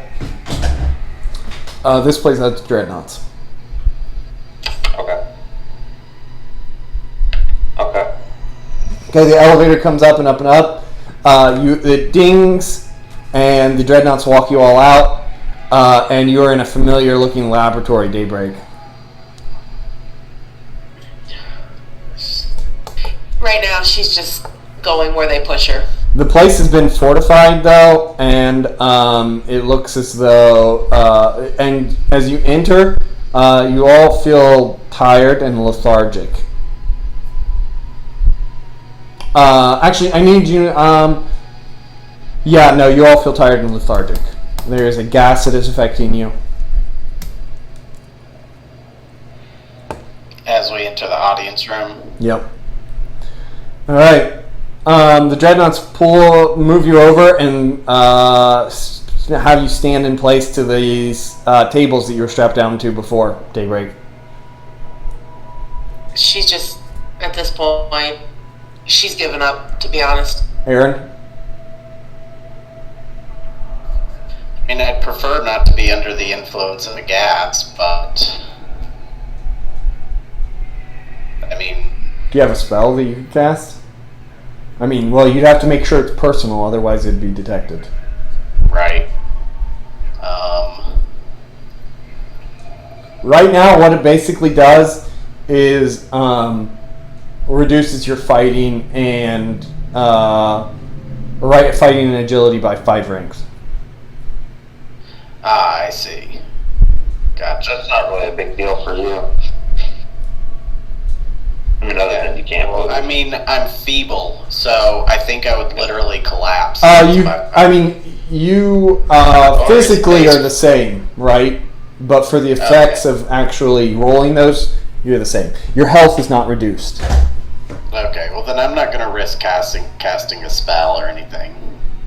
He's basically making you less active so that you are less resistant, right? Right.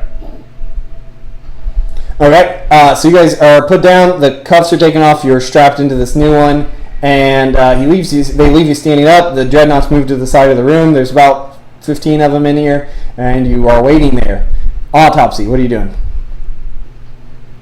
So I'm going to try and get one of the chips. What time of day is this, Jake?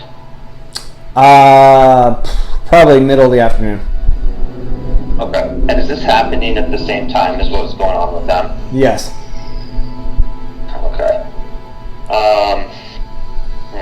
Not that you know that. I don't have... Yeah, not that I know that. Okay. How many dreadnoughts are around... Quite a few. Around this place? Quite a few. Probably 7 or 8 in the front. Okay. And you see maybe that many more in various other positions around this. It's very large. It's skyscraper size, but like these massive skyscrapers that are more than cloud level. That's fine.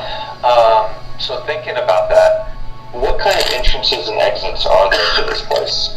There is an upper one that seems to have a flight entrance, and then there is the one on the mid-cloud level entrance that you were watching at before. And do people have to, like, who injects them with the like, who scans them and then slots the chip into their head? They just put their finger into a hole. Oh.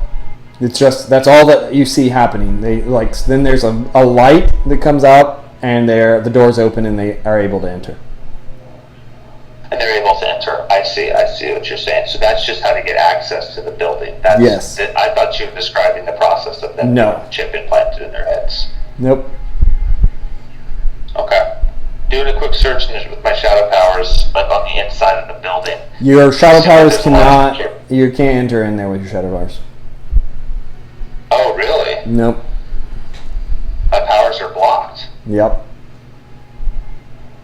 So that would imply that there's a power dampening field inside there. Or something. Yep.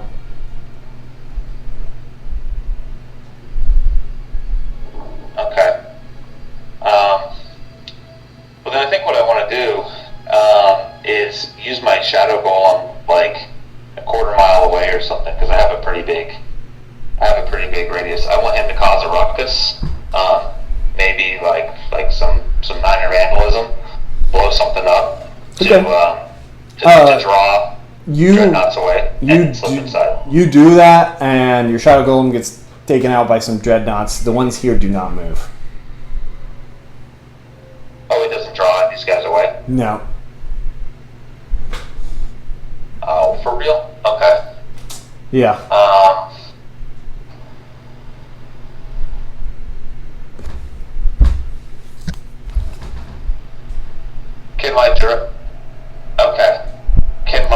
Can my golem? Alright, so they have like a limited range.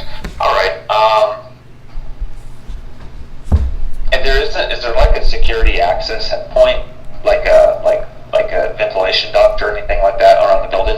None that you can really see, other than that, like I said, flying entrance, which has 4 dreadnoughts up there, and nobody flies into it, as far as you could tell. So you're not sure how that one works. Okay. But you said there's 4 dreadnoughts. There's 4 dreadnoughts up there. Yeah, it's odd. You actually, as you scan the whole building, I mean, there's no way for you to get to the top of the building without flying, which you can't do. I But can make myself look like a dreadnought, though, right? you could if you would like. I mean, but that would be very abnormal behavior for a dreadnought. So Yeah. your detective intuition tells you that you would immediately be caught. Sure. But yeah, so you as far as you can tell, it's odd because there is no other ventilation access, and actually most of the buildings don't seem to have that, so you don't know how these buildings are ventilated. Okay.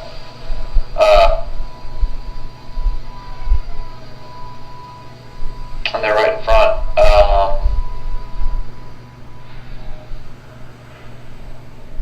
And there doesn't seem to be any other. There's not like an emergency exit or anything like that. No. Yeah. You also say that you have not, in the 4 days that you've been up here, you have not heard of or seen a fire. Yeah. Though you did see one in the days that you were in the slums. Down in the slums. Yeah. The place did catch on fire. Okay. It was put out by dreadnoughts. These doors, the doors that are here, like, what do they seem to be made out of? Like, if I forced them, would it, like... There's some sort of metal. You don't know if you could force it, but honestly, you're quite confident that there's very few things that you couldn't force your way into. Right.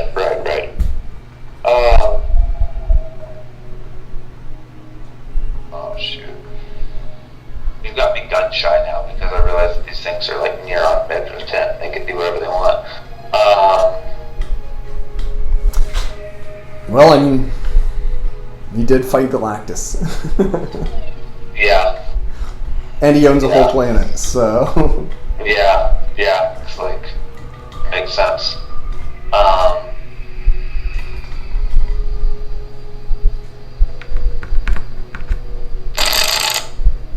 Okay, so you keep thinking about that. After you guys have sat there for a little bit, maybe about 20, 30 minutes, the High Evolutionary walks in. He looks at you all and he says, "So you all are the intruders that have invaded my planet after our warnings to go to avoid entry in my space. What do you have to say for yourselves?" He looks at he looks at Pangea and Aaron, ignoring Daybreak, who he's already conversed with. I say I'm sorry. He nods at that. I'm like, oh yeah. I appreciate that. He goes. We were hopeful to gather a little bit of information and immediately leave Bug. Were you never told that this planet was off limits to your kind? What? He says, were you never told that this planet is off limits to your kind? I said yes, I was told that. He nods again. He says, this is surprising and unlike a human. To tell the truth, apologize when they have done wrong. It's more like your kind to destroy everything in their path and slaughter anything that opposes them. I did my best to avoid that when I was confronted by your beast knights. He nods and he says, look, you are not allowed on this planet. You are not permitted to be here. He looks over at Daybreak and says, I will give you the same option I generously gave them the last time they were here. Give me the Norn Stone and I will allow you to leave. But this time, only if you bring your other companion here. Which companion? The one in black. I assume he's not dead then, much like Delilah and Valkyrie. No.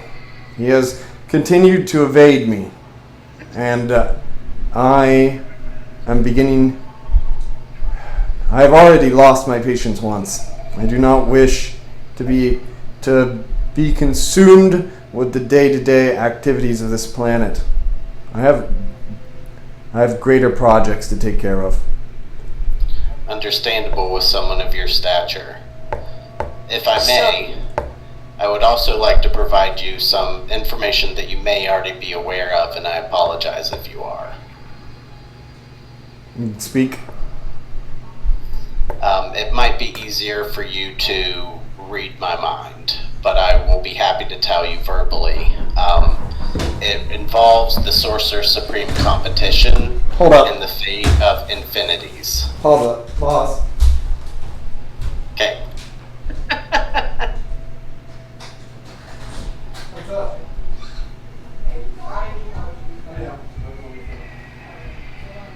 Hello, guys.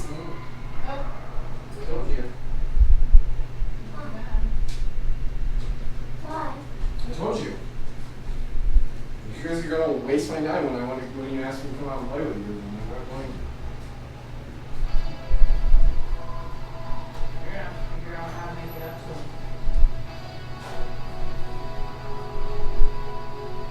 I'll see you guys later.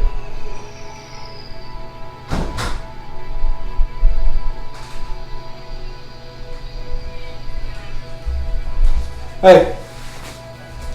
Sorry, Keely came over for a second. Alright, Sorcerer Supreme contest, you're gonna tell him? Yep. I was gonna say, you can either get the information from my mind, I willingly submit to that, or I can tell you verbally. But I know your time is precious and you're already exhausted with our presence. He says, I know of the new Sorcerer Supreme. It concerns me not. The title is, but nothing in the greater scheme of things. Are you aware of the demise of the infinities? The other realities? Yes. Yes. Understood. Well, that's something that's on our list as well, and we were hoping part of the reason, not the entire reason, and not even the main reason, to seek out Adam Warlock and the Stones. The stones will have no effect on other realities. All realms all realities will come to an end at some point. And I can have as much time in this one as I wish. I know not who is destroying them, but I can tell you that it is not a natural cause.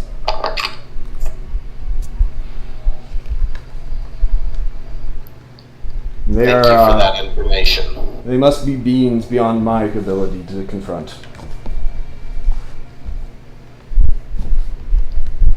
Thank you for sharing that. You said that my friend needs to come here for us to accept your offer to leave the planet. Yes. Do I have leave to go and attempt to bring him? Yes, he's going to send you.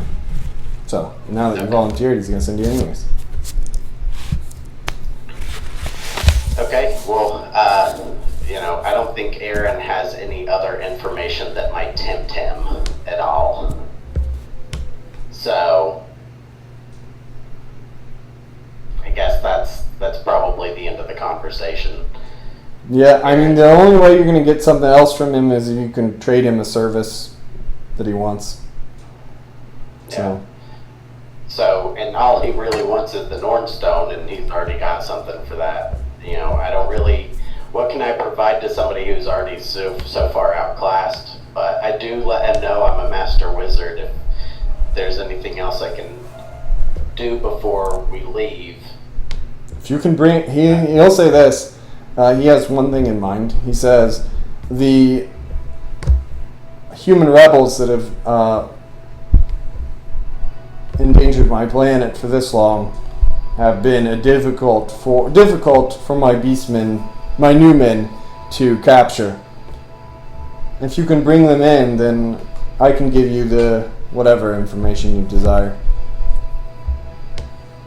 Would you allow them to leave this planet for my Earth if I did? No, they are my creation, and I will deal with them as I wish. Can I think about that as I go and acquire my friend? Yes. You have 24 hours. Thank you. And you're released. The Dreadnoughts release you and walk you out to the window. Like one of those window opening things. So, meanwhile, Daybreak and Pangaea are just left there, tied up. All right. Yeah, I figured, Pangaea is sort of a liability at this point, so I don't want to get him involved. And then I don't think he would even consider releasing Daybreak. No. Also, Jimmy is, Benny Bast is allegedly here too, right? Yeah, I guess he's in prison. Okay. I thought of him earlier, but then I forgot to bring it back up. Yeah, I forgot to. Alright, so Aaron, you're released. Okay. I leave the tower and I attempt to probe for Autopsy's mind. Okay, Autopsy, what are you doing? You've had a little bit of time to formulate an attack plan. Jordan? You might still be formulating. Are the dreadnoughts reacting to me Nope, at all? can't hear Just you. flying around the town? Okay. Nope, they are not.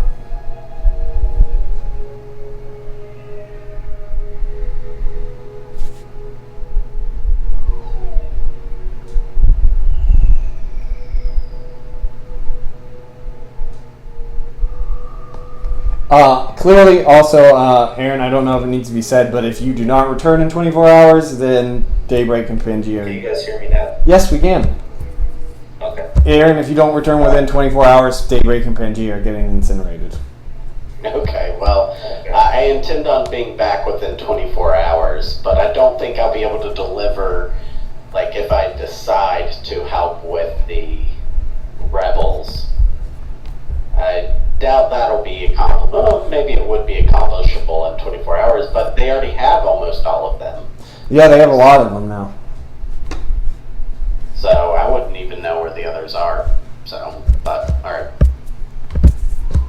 Okay, Autopsy, what was your plan? So I'm gonna make my golem appear and like dance in front of the dreadnoughts, and They come after him. yeah, and he's just gonna kind of lead them on a merry chase, and then I'm just gonna kind of put my fingers in the door and go and like slide in as a beast man, try to slip in the doors. Okay, so as you pull it open, you get them away. A lot of them, a decent number of them chase you. You pull it open, you step through, and they go, and the plates go as you step through the doorway. And it says human detected. Yeah. Barely see you right now. Hold on, just saying, Rachel said to me. What's that, honey? Yeah, in just a few minutes, sure. Yeah, so great. Is there a directory anywhere that says like chip data storage? Yeah, there is like a holographic interactive map that shows the layout of the place. No, there isn't any.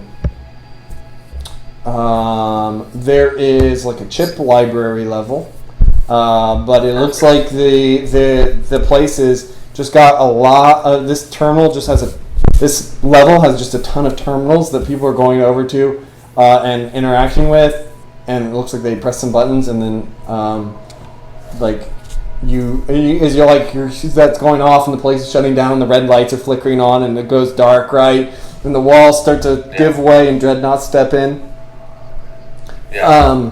The place is like showing, like you see, like somebody like press a button, and like a machine like raises up a little chip, and they like pick it up, and they're like it's like Porcupine guy. He's like, oh my god, what's going on? Okay, so you just request information then. Yeah, that makes sense. All right, and Aaron, so I'm gonna, you roll. You make a psyche roll, and try to look for Autopsy's mind. I'm going to say my mind is pretty active right now. I will give you that. Definitely ping. the link is definitely down because you guys got it broken. So. Yep.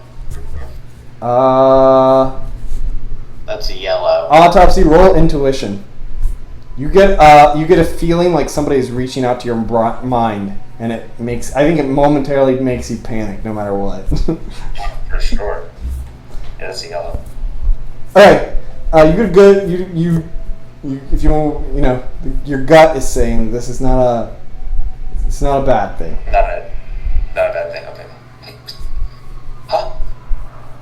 Who's that? I'm a little busy right now. As I'm gonna like pretend to be like an Animan as well, like freaking out, like a human. There's a human? Where's a human? Cut the crap, Autopsy. No. I'm talking to. Dude, I'm in the middle of. Where are you? Are you okay? I'm fine. I've met with the High Evolutionary. He's willing to let us leave the planet in one piece. Okay. And what's the catch? The catch is that he wants Daybreak's powers. He wants her powers. Why? Probably for research. He's super smart. He doesn't need them. Yeah, right. Is she okay with that? She consented when I spoke with her. Okay. The gist, I think, was probably no, though. She wasn't keen on the idea. I'm sure. I mean, I'm not keen on it, but if it's a way off the planet without getting everybody obliterated. Yeah. You gonna tell him about the other deal? I was gonna hopefully meet up with him in person to discuss that first. Okay, so Autopsy, you're pretending to be the thing as the dreadnoughts just close in on you, and their eyes start to come to life, and their bodies they can electrify. identify me. Yeah. They can identify me? Yes. Okay. Then I'll just How many are around me? Oh, and as they approach, your thing goes down too. Okay. Alright, Aaron. I'm in kind of a tight spot. I guess it's probably best just to surrender at this Probably point. Have a 4. conversation. Maybe. Or should I meet you somewhere? I can still get out of here, but you gotta make it quick. If you can get out of here, meet me, and I show him the place of the original base. Okay. Deal. And Jake, I'll just dive out a window. Okay, vroom, with your full strength, you just batter through the steel cage and escape at full speed. Yeah. You know, an unearthly strength blast is enough to take through their Okay. shutdown. Yeah. Yeah. Well, come out there. You zip across the city. You have to restart your projector and slip into the slums, removing your costume. Yep, looking like a regular person. Yeah. Alright. I'll meet up with you, Aaron. Okay, you and Aaron meet up in the former rebel base. There are a couple of bodies still left in here, some destroyed robots. Yep. So I replay the conversation that I had with the High Evolutionary to Autopsy.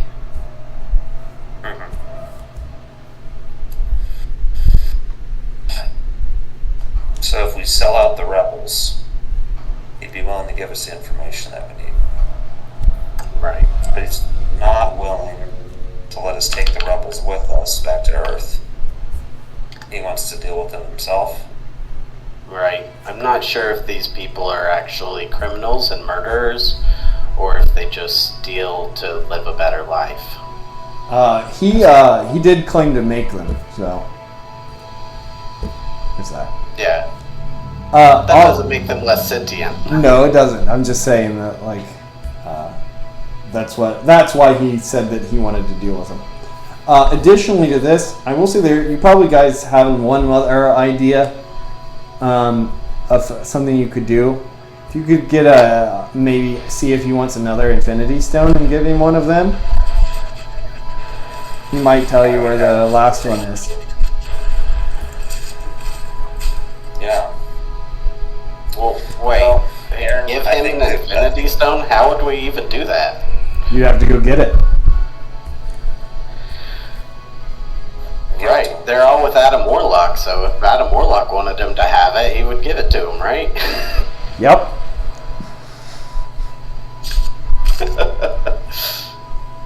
Yeah. Alright. Well, I think it's time we have a conversation with the big man himself. I recommend being very careful. Yeah. He has all of the power here, and we have none. Yeah. I'm not gonna sell out the rebels, Aaron. It just doesn't seem right. I'd rather try and find an alternate way to do this. He could already kill them anyways. He's got the mind blast, right? And what you said is he just wants to be left alone to do day-to-day operations. He doesn't want to do day-to-day operations. Oh, yeah, that's what I meant. Like, he just wants to be able to do his own stuff, not have to worry about day-to-day operations. Yeah. My thought process is if we do hand over the rebels, he's already, at least I was hopefully able to have the lives spared of the 75 that were captured. So maybe we can talk with one of the Beast Lords and see if they share that sentiment or would. Last you saw, they were all still alive in prison. Right. Yeah. I wonder if it would be a situation where the High Evolutionary could separate himself even further between the Animan and the humans. And allow them So you guys to... have this conversation while you're flying back to the House of Evolution, okay? Yeah. Okay. Yeah. And he allows you in. The door is open. You see Daybreak and Pangea still strapped there. They are roused from a sleeping gas that they've been put under. And Benny is there. He was previously forgotten in the cells, but they picked him up and put him in one of them too. He was so average. just looked like a normal human who just happens to heal incredibly fast. Yeah. So they say, the High Evolutionary there, he says, so, have you come to an agreement? Yes, I believe we can. Your Majesty. You wish for... There's we no can. need for empty platitudes here. I know you have no respect for my position. No, I very much do. You created an entire planet. I at least respect your power, if not your personality. That's fine enough. I only desire what I only wish to have what I desire. Now... What is that you want? Because I think that, knowledge.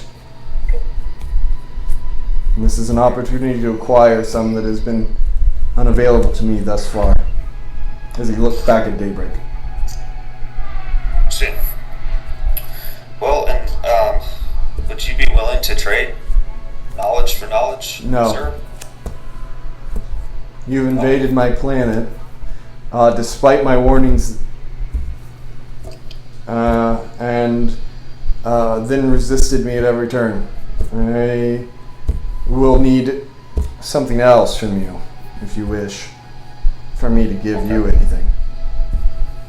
This is not, as far as I am concerned, this is not even making up for your intrusions. Okay. This is me being magnanimous. Well, thank you for that. And I will extend my apology for invading your planet.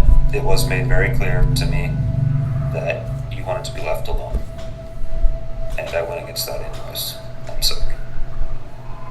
He doesn't have anything to say about that. So he says, I've given your friend an opportunity to get whatever information you desire on the Infinity Stones. I can even tell you where the location of whichever one you desire is, in exchange for the rebels. Or if you have some other offer for me. Besides, I have even told your friend a little bit of information I have gathered myself. As a gift, I suppose, for his cooperation. Yes, you mentioned that. About the destruction of realities. Which stone do you seek? I need one. I don't understand their power fully. I need one that would allow me to reshape reality. Yes, I know And where I want that is. to. I know where the reality stone is located, but I do not. Well, Would it? it is probably make- beyond your capabilities.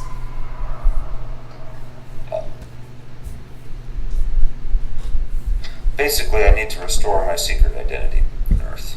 Too many of my enemies know who I am, and they're targeting people that I love. And I assume the reality stone would be the one to. You could do it, yes. What would you require in return for this information beyond some of the rebels? Because from what I saw, you can handle them very easily yourself. You stunned everybody's minds on the planet. That requires my attention and effort. These powers are I see. given to me through my technological prowess. They are not an innate and natural ability of mine. I use them with effort and time. Effort and time that could be better spent on my other projects.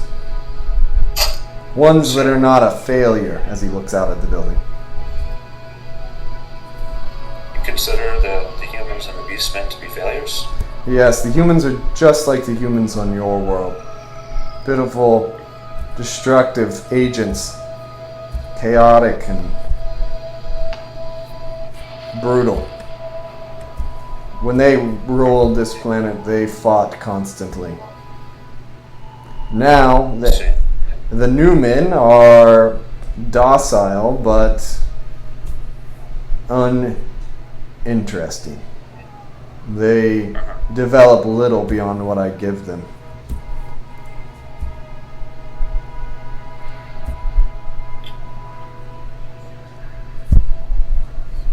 it's not too presumptuous, I have a suggestion that might take care of both of those situations at the same time.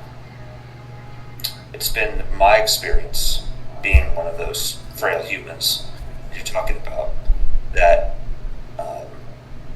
we like challenge, but we also like fairness and equality. And I believe that having spent some considerable time with the humans in the slums, they fight against your beastmen because they feel they must if they're to have any place on this earth. They believe that your beastmen, animan, human, are overly dependent upon your caring and providing for them. They've lost their ability to be challenged. No. You do not understand. The humans were the first species on this planet. The only one. And they were quite destructive. I have pieced this planet back together and its ecosystems from the destruction that they caused. I see. And the Newmen, Do you believe they have always been, since their creation. I had hoped that education would teach them, but it has failed. They are uncreative. I will just have to try again.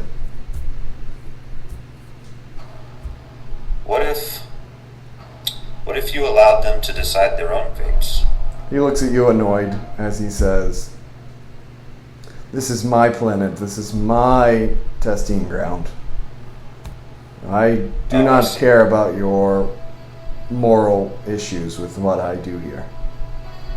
No, I'm not speaking from a moral place. I'm speaking more from you cannot lie to me. I'm speaking. Well, I mean, my morality is concerned somewhat, of course, but what I'm speaking more is from your perspective. Why do you have to concern yourself with them? You've already shown that you don't want to with them. This is my experiment. Just enjoy knowledge. This is my experiment. This is my interest. I am going to make a better species. Oh, I see. He smiles. He says, "If you come here interested in my work, I've talked too long. Do you accept the offers presented to you or not? If you wish, I can even skip for you the reality stone, and you can do something for me, and I can go and wipe the memory of your, what did you call it, secret identity from all the humans on your planet." Yes. What? Is there something else that I could give you other than the rebels? Something I could seek or obtain for you? I am interested in the soul gem.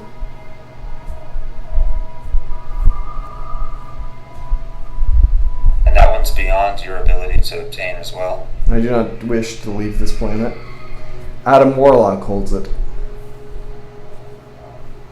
I see. He will not give it up. Yes. It has been his paradise once. I see. But it could be used to create quite a few new species. Sidebar real quick, Autopsy. If you want to, I feel like definitely getting the rebels and offering to try and get him the Soul Stone, it ups the ante a lot. Because, I mean, they're just human rebels, right? I could literally go into the base and put them all to sleep. Yeah. They all collapsed like normal humans would. Yeah. But fighting against Adam Warlock and the Soul Stone is going to be... Well, I honestly, I hope we don't have to fight Adam Warlock. He seems like a just person. Which is probably why he won't give you the soul gem. Yeah. And so, I feel like we would maybe have a chance to speak with Adam Warlock if we agree to that task at a bare minimum, or at least agree to attempt because he will tell us where Adam Warlock is. But at the same time, if we're going, we're already at diminished power, and if we do agree to attempt that, maybe he would allow Daybreak to retain her powers. But should we just go for the rebels? I mean, if we're talking about him messing with people's lives, we really shouldn't give him the soul gem, because he would just create and kill people over and over and over. Yeah. Should we just give him the rebels?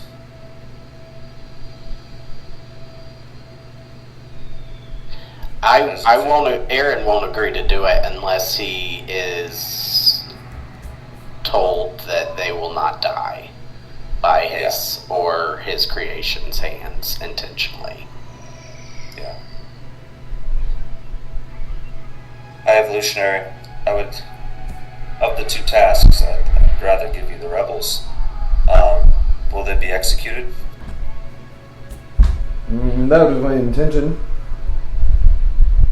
But I hear Lord Tiger's made a deal for you for these ones to live. Do you wish the others to live? I would.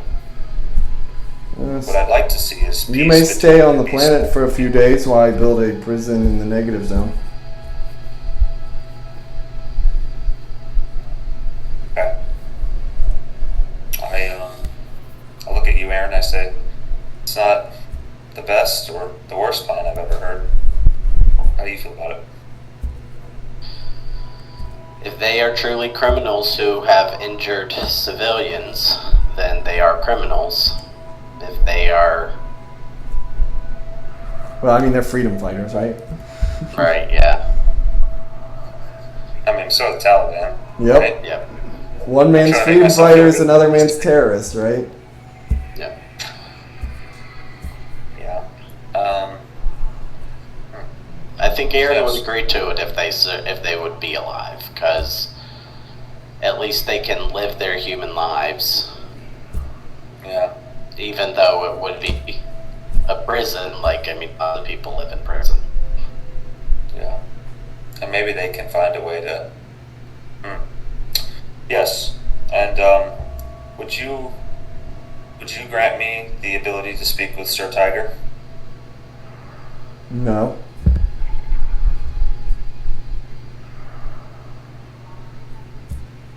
What does that have to do with anything?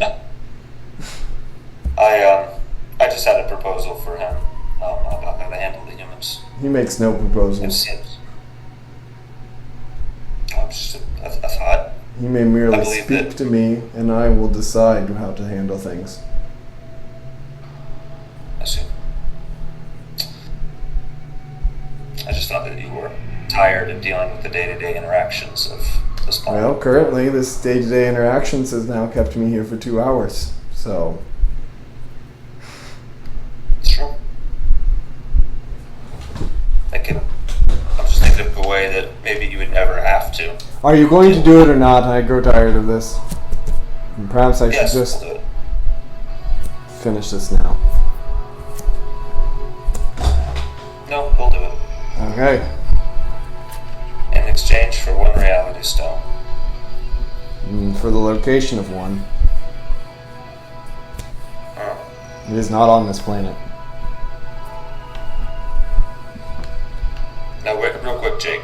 Did he say that if we got him the soul gem, then he would actually get it for us? No. He would just tell you where it was. Oh, I thought that he said something about that he would do it. Well, he also said that he could go wipe out the minds of everybody on the planet in exchange for this. On your Earth. No, I don't want him to wipe out the minds. Well, your identity from their minds. Right, so wait, are you saying he doesn't need the gem to do that? No, he's strong enough. He just froze everybody's brains on the whole planet. He can just teleport to Earth, and then wipe everybody's minds. Would he actually do that, though? That seems like that would take a lot more of his time than just... He just has to teleport there, wipe everybody's minds of your identity, teleport back. Yeah. So if we get the rebels, he'll do that? Yeah. Or, to him, it's about as much work to tell you where the location of Thanos' Whoops. Thanos has the reality gem. Then, yeah, I mean, if he can do it, we don't need the stone. But, Dang it. It'd be pretty cool to go up against Thanos. And there alright, is this gem. we tricked him. Now we can leave. Yeah. I got your info. I don't need you anymore. Yeah.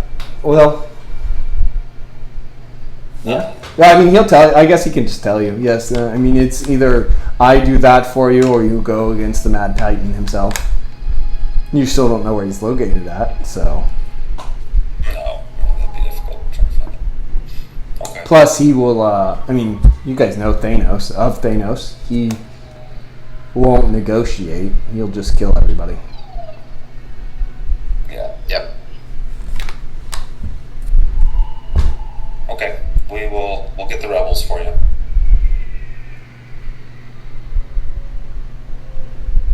Okay? Good luck. Yep. Do you need this one? He points at Pangea. And Benny. He's actually part of our team, yeah. He's from Earth. No, I mean, do you need them to capture the rebels? It depends upon how many rebels there are. I don't know. There shouldn't be many left. My Animan reported that there was about 200, and it looks as though we've captured about 125.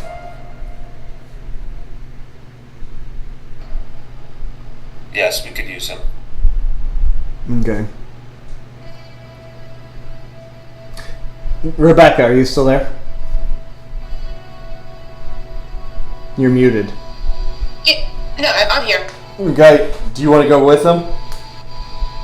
I would love to, but I didn't think that they would allow me to. Yeah, he'll let you. Yeah, I'd totally go. He has a keyed in on your powers, so Yeah. you can't teleport on this planet. Right. Okay, so I mean, what's my other option? Sitting there and having breakfast with him every morning? It's not something I'd want to do. you Yeah, could. he's just gonna leave you. I'm gonna let you go if you want to eat breakfast with him. You wouldn't talk to me for 2 hours. I don't want to hear that from him. He's Okay. just like me. So you guys, he lets you all go, and he says, this needs to be completed within 72 hours. Goodbye.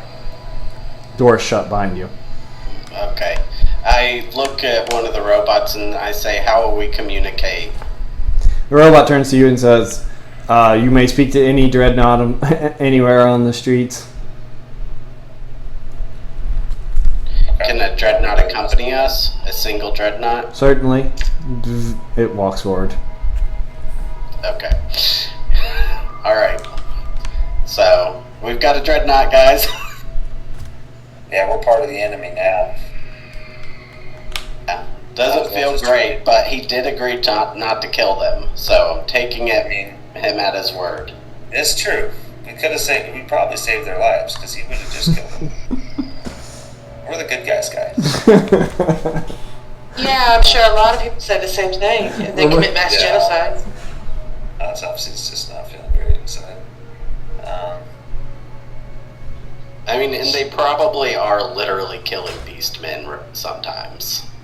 I would imagine. I'm sure they are.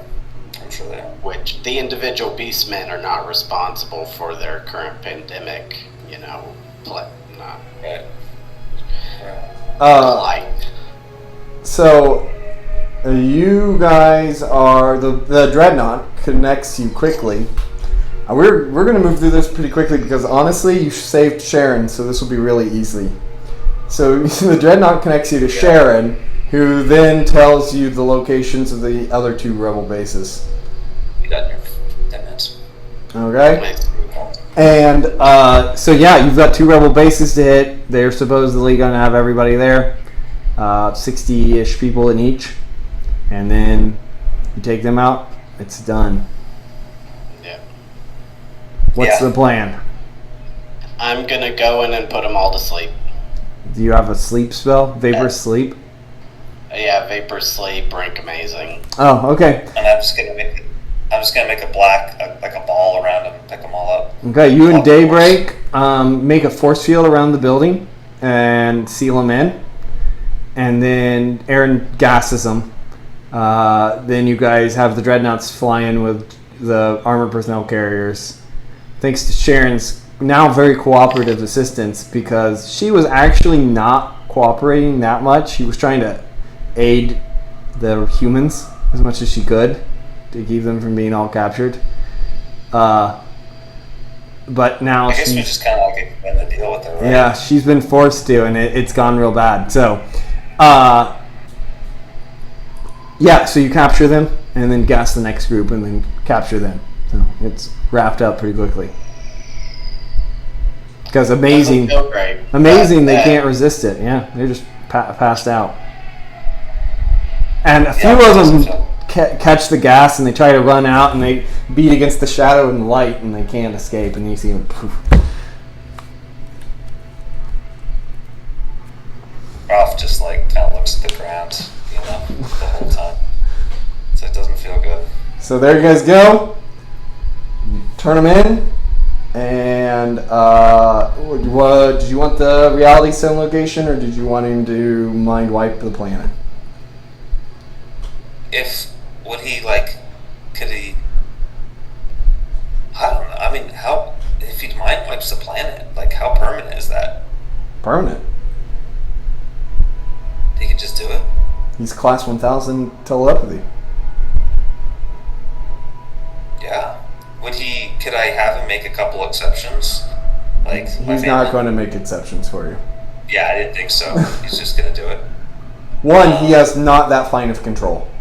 And two, Yeah. he could probably get that fine of control, but he doesn't want to waste that much time. Right. I mean, that's certainly the easiest, right? Like, that's it. Done. That's what we were gonna do with you, Aaron. But with magic only. Yep. He's way stronger. I mean, I kind of wanted to go on and like get the reality stone and do cool stuff with that, but this is way better. And Thanos is gonna kill people. Yeah, and we've already two people have already died. Yeah. You know what? I think that Ralph, he's thinking about that. He's like, I can't risk any more people's lives doing this. He already feels really crappy about how this mission went down. Okay? Well, he's risking. So he's risking Then, Daybreak's he- life. if I get says- the reality stone, I can bring it back. you could bring Doctor Strange back, too. Yeah, I could bring back all the people who died. Or do you have to have the soul gem for that, Jake? You would need their soul, so yes, you would need the soul gem and the reality gem. But Doctor Strange's soul's in the sword, so Yeah, we can magic a way to get him out of the sword. We'll find another way for that. Simulacrums or something like that. I'll look at you, Aaron, and I'll say, you think we can find another way to free Doctor Strange? I haven't taken the time to look into it yet. Seem doable? So,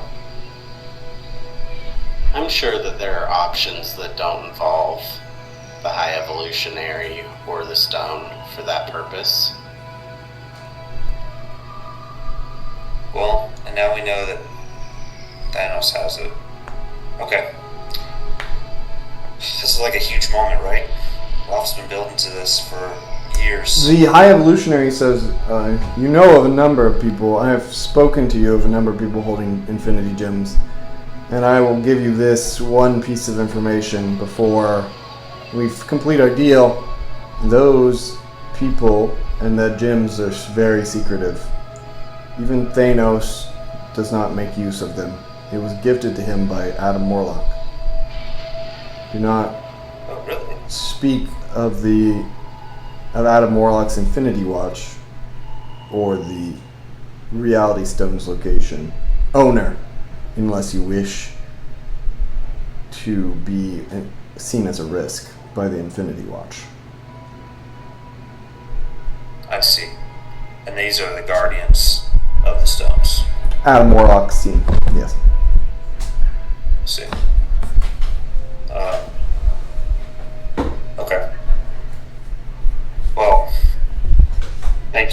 Evolutionary, I would He says, be humbled if you would I need give your residence. aid, magician. Understood. Okay, and so Daybreak, you're taken back to the science lab. Do you have anything to say?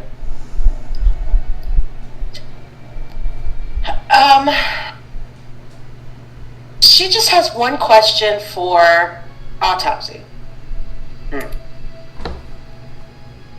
How many people have to die that had nothing to do with any of the decisions that you've made about giving everybody your identity? And yes, you and your family can't see each other, but yet you're okay with thousands of people being murdered who had nothing to do with it. Well, who are the thousands of people being murdered? Well, the constructs, the whatever the rebels? Evolutionary is going to do with his creation. The rebels, yeah. Oh, you do see them pushed into a portal into the negative zone. They're dumped into a portal into the negative zone. So, like, escorted in. It's the last thing you see of them. You don't know what happens in there. So. I mean, he said he wasn't going to kill them. So I'm just going to have to trust that he keeps his word there. I mean, It's a lot of faith and trust in somebody that's proven that they're just not a good person.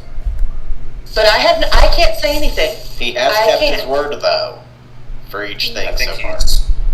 he's powerful enough. He doesn't have to keep his word if he doesn't want to, and yet he's chosen to, and that says something about his character.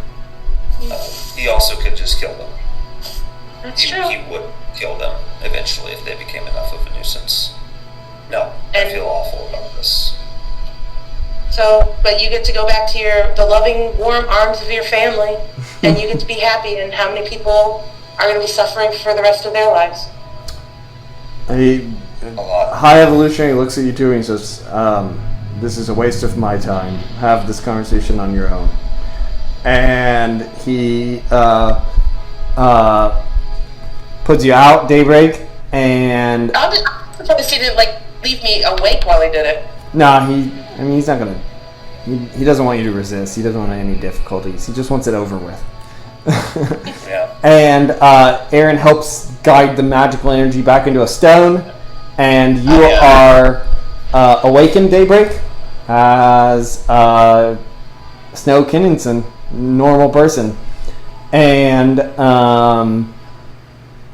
he opens a portal for you all. He says your home is on the other side. Now, is it possible to have maintained a seed of her power? No, At he all? was definitely monitoring it. Gotcha. Okay, so you step through. Yep. Daybreak, Snow, you look back at the Norn stone floating there, runes engraved on it. For one last time, you look down at your fist, you clench it a couple times. This feels so mundane in a way you haven't felt in years. And the rest of you guys step through. And you exit upon the streets of Dublin. Pangea, Aaron, Snow, and Autopsy. High Evolutionary appears before you for a second, and then the whole world seems to stop around you, and then it starts up again.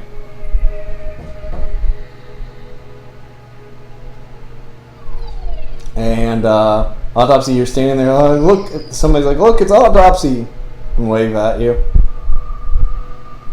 Just kind of gives the nod, you know. He looks up. He's to gone. High Evolutionary. He disappeared. He teleported away already. There you guys go. Turns and looks at the rest of the team and says, thank you.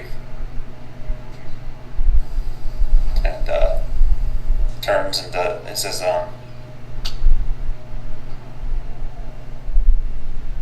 think I failed you all as a leader this time. Pangea is like, well, we volunteered after you gave us that doom and gloom speech. So I feel like it's as much my fault as anything.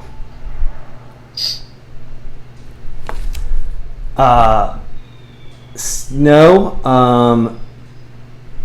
Aaron will teleport you back to London and meet up again later.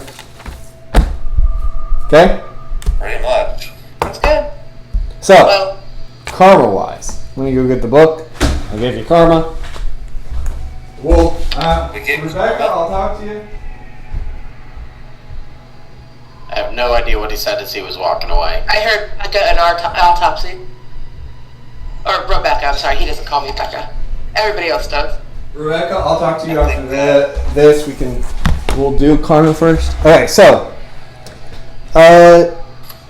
Rebecca, you get 150 karma. Okay? Okay.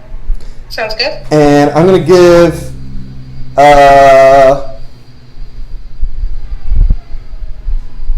Aaron and Autopsy 50 karma. I would normally get 100 for like role playing. I'm gonna give Rebecca 52 on top of that. And then, but you guys would probably get some more, but you've lost a good bit of karma for turning in all the Yeah. rebels. For sure. And so I would say probably 50 for you two, and that would probably be it. Okay. And then Rebecca, you got 150 for the role playing, so and then 50 for 200, right?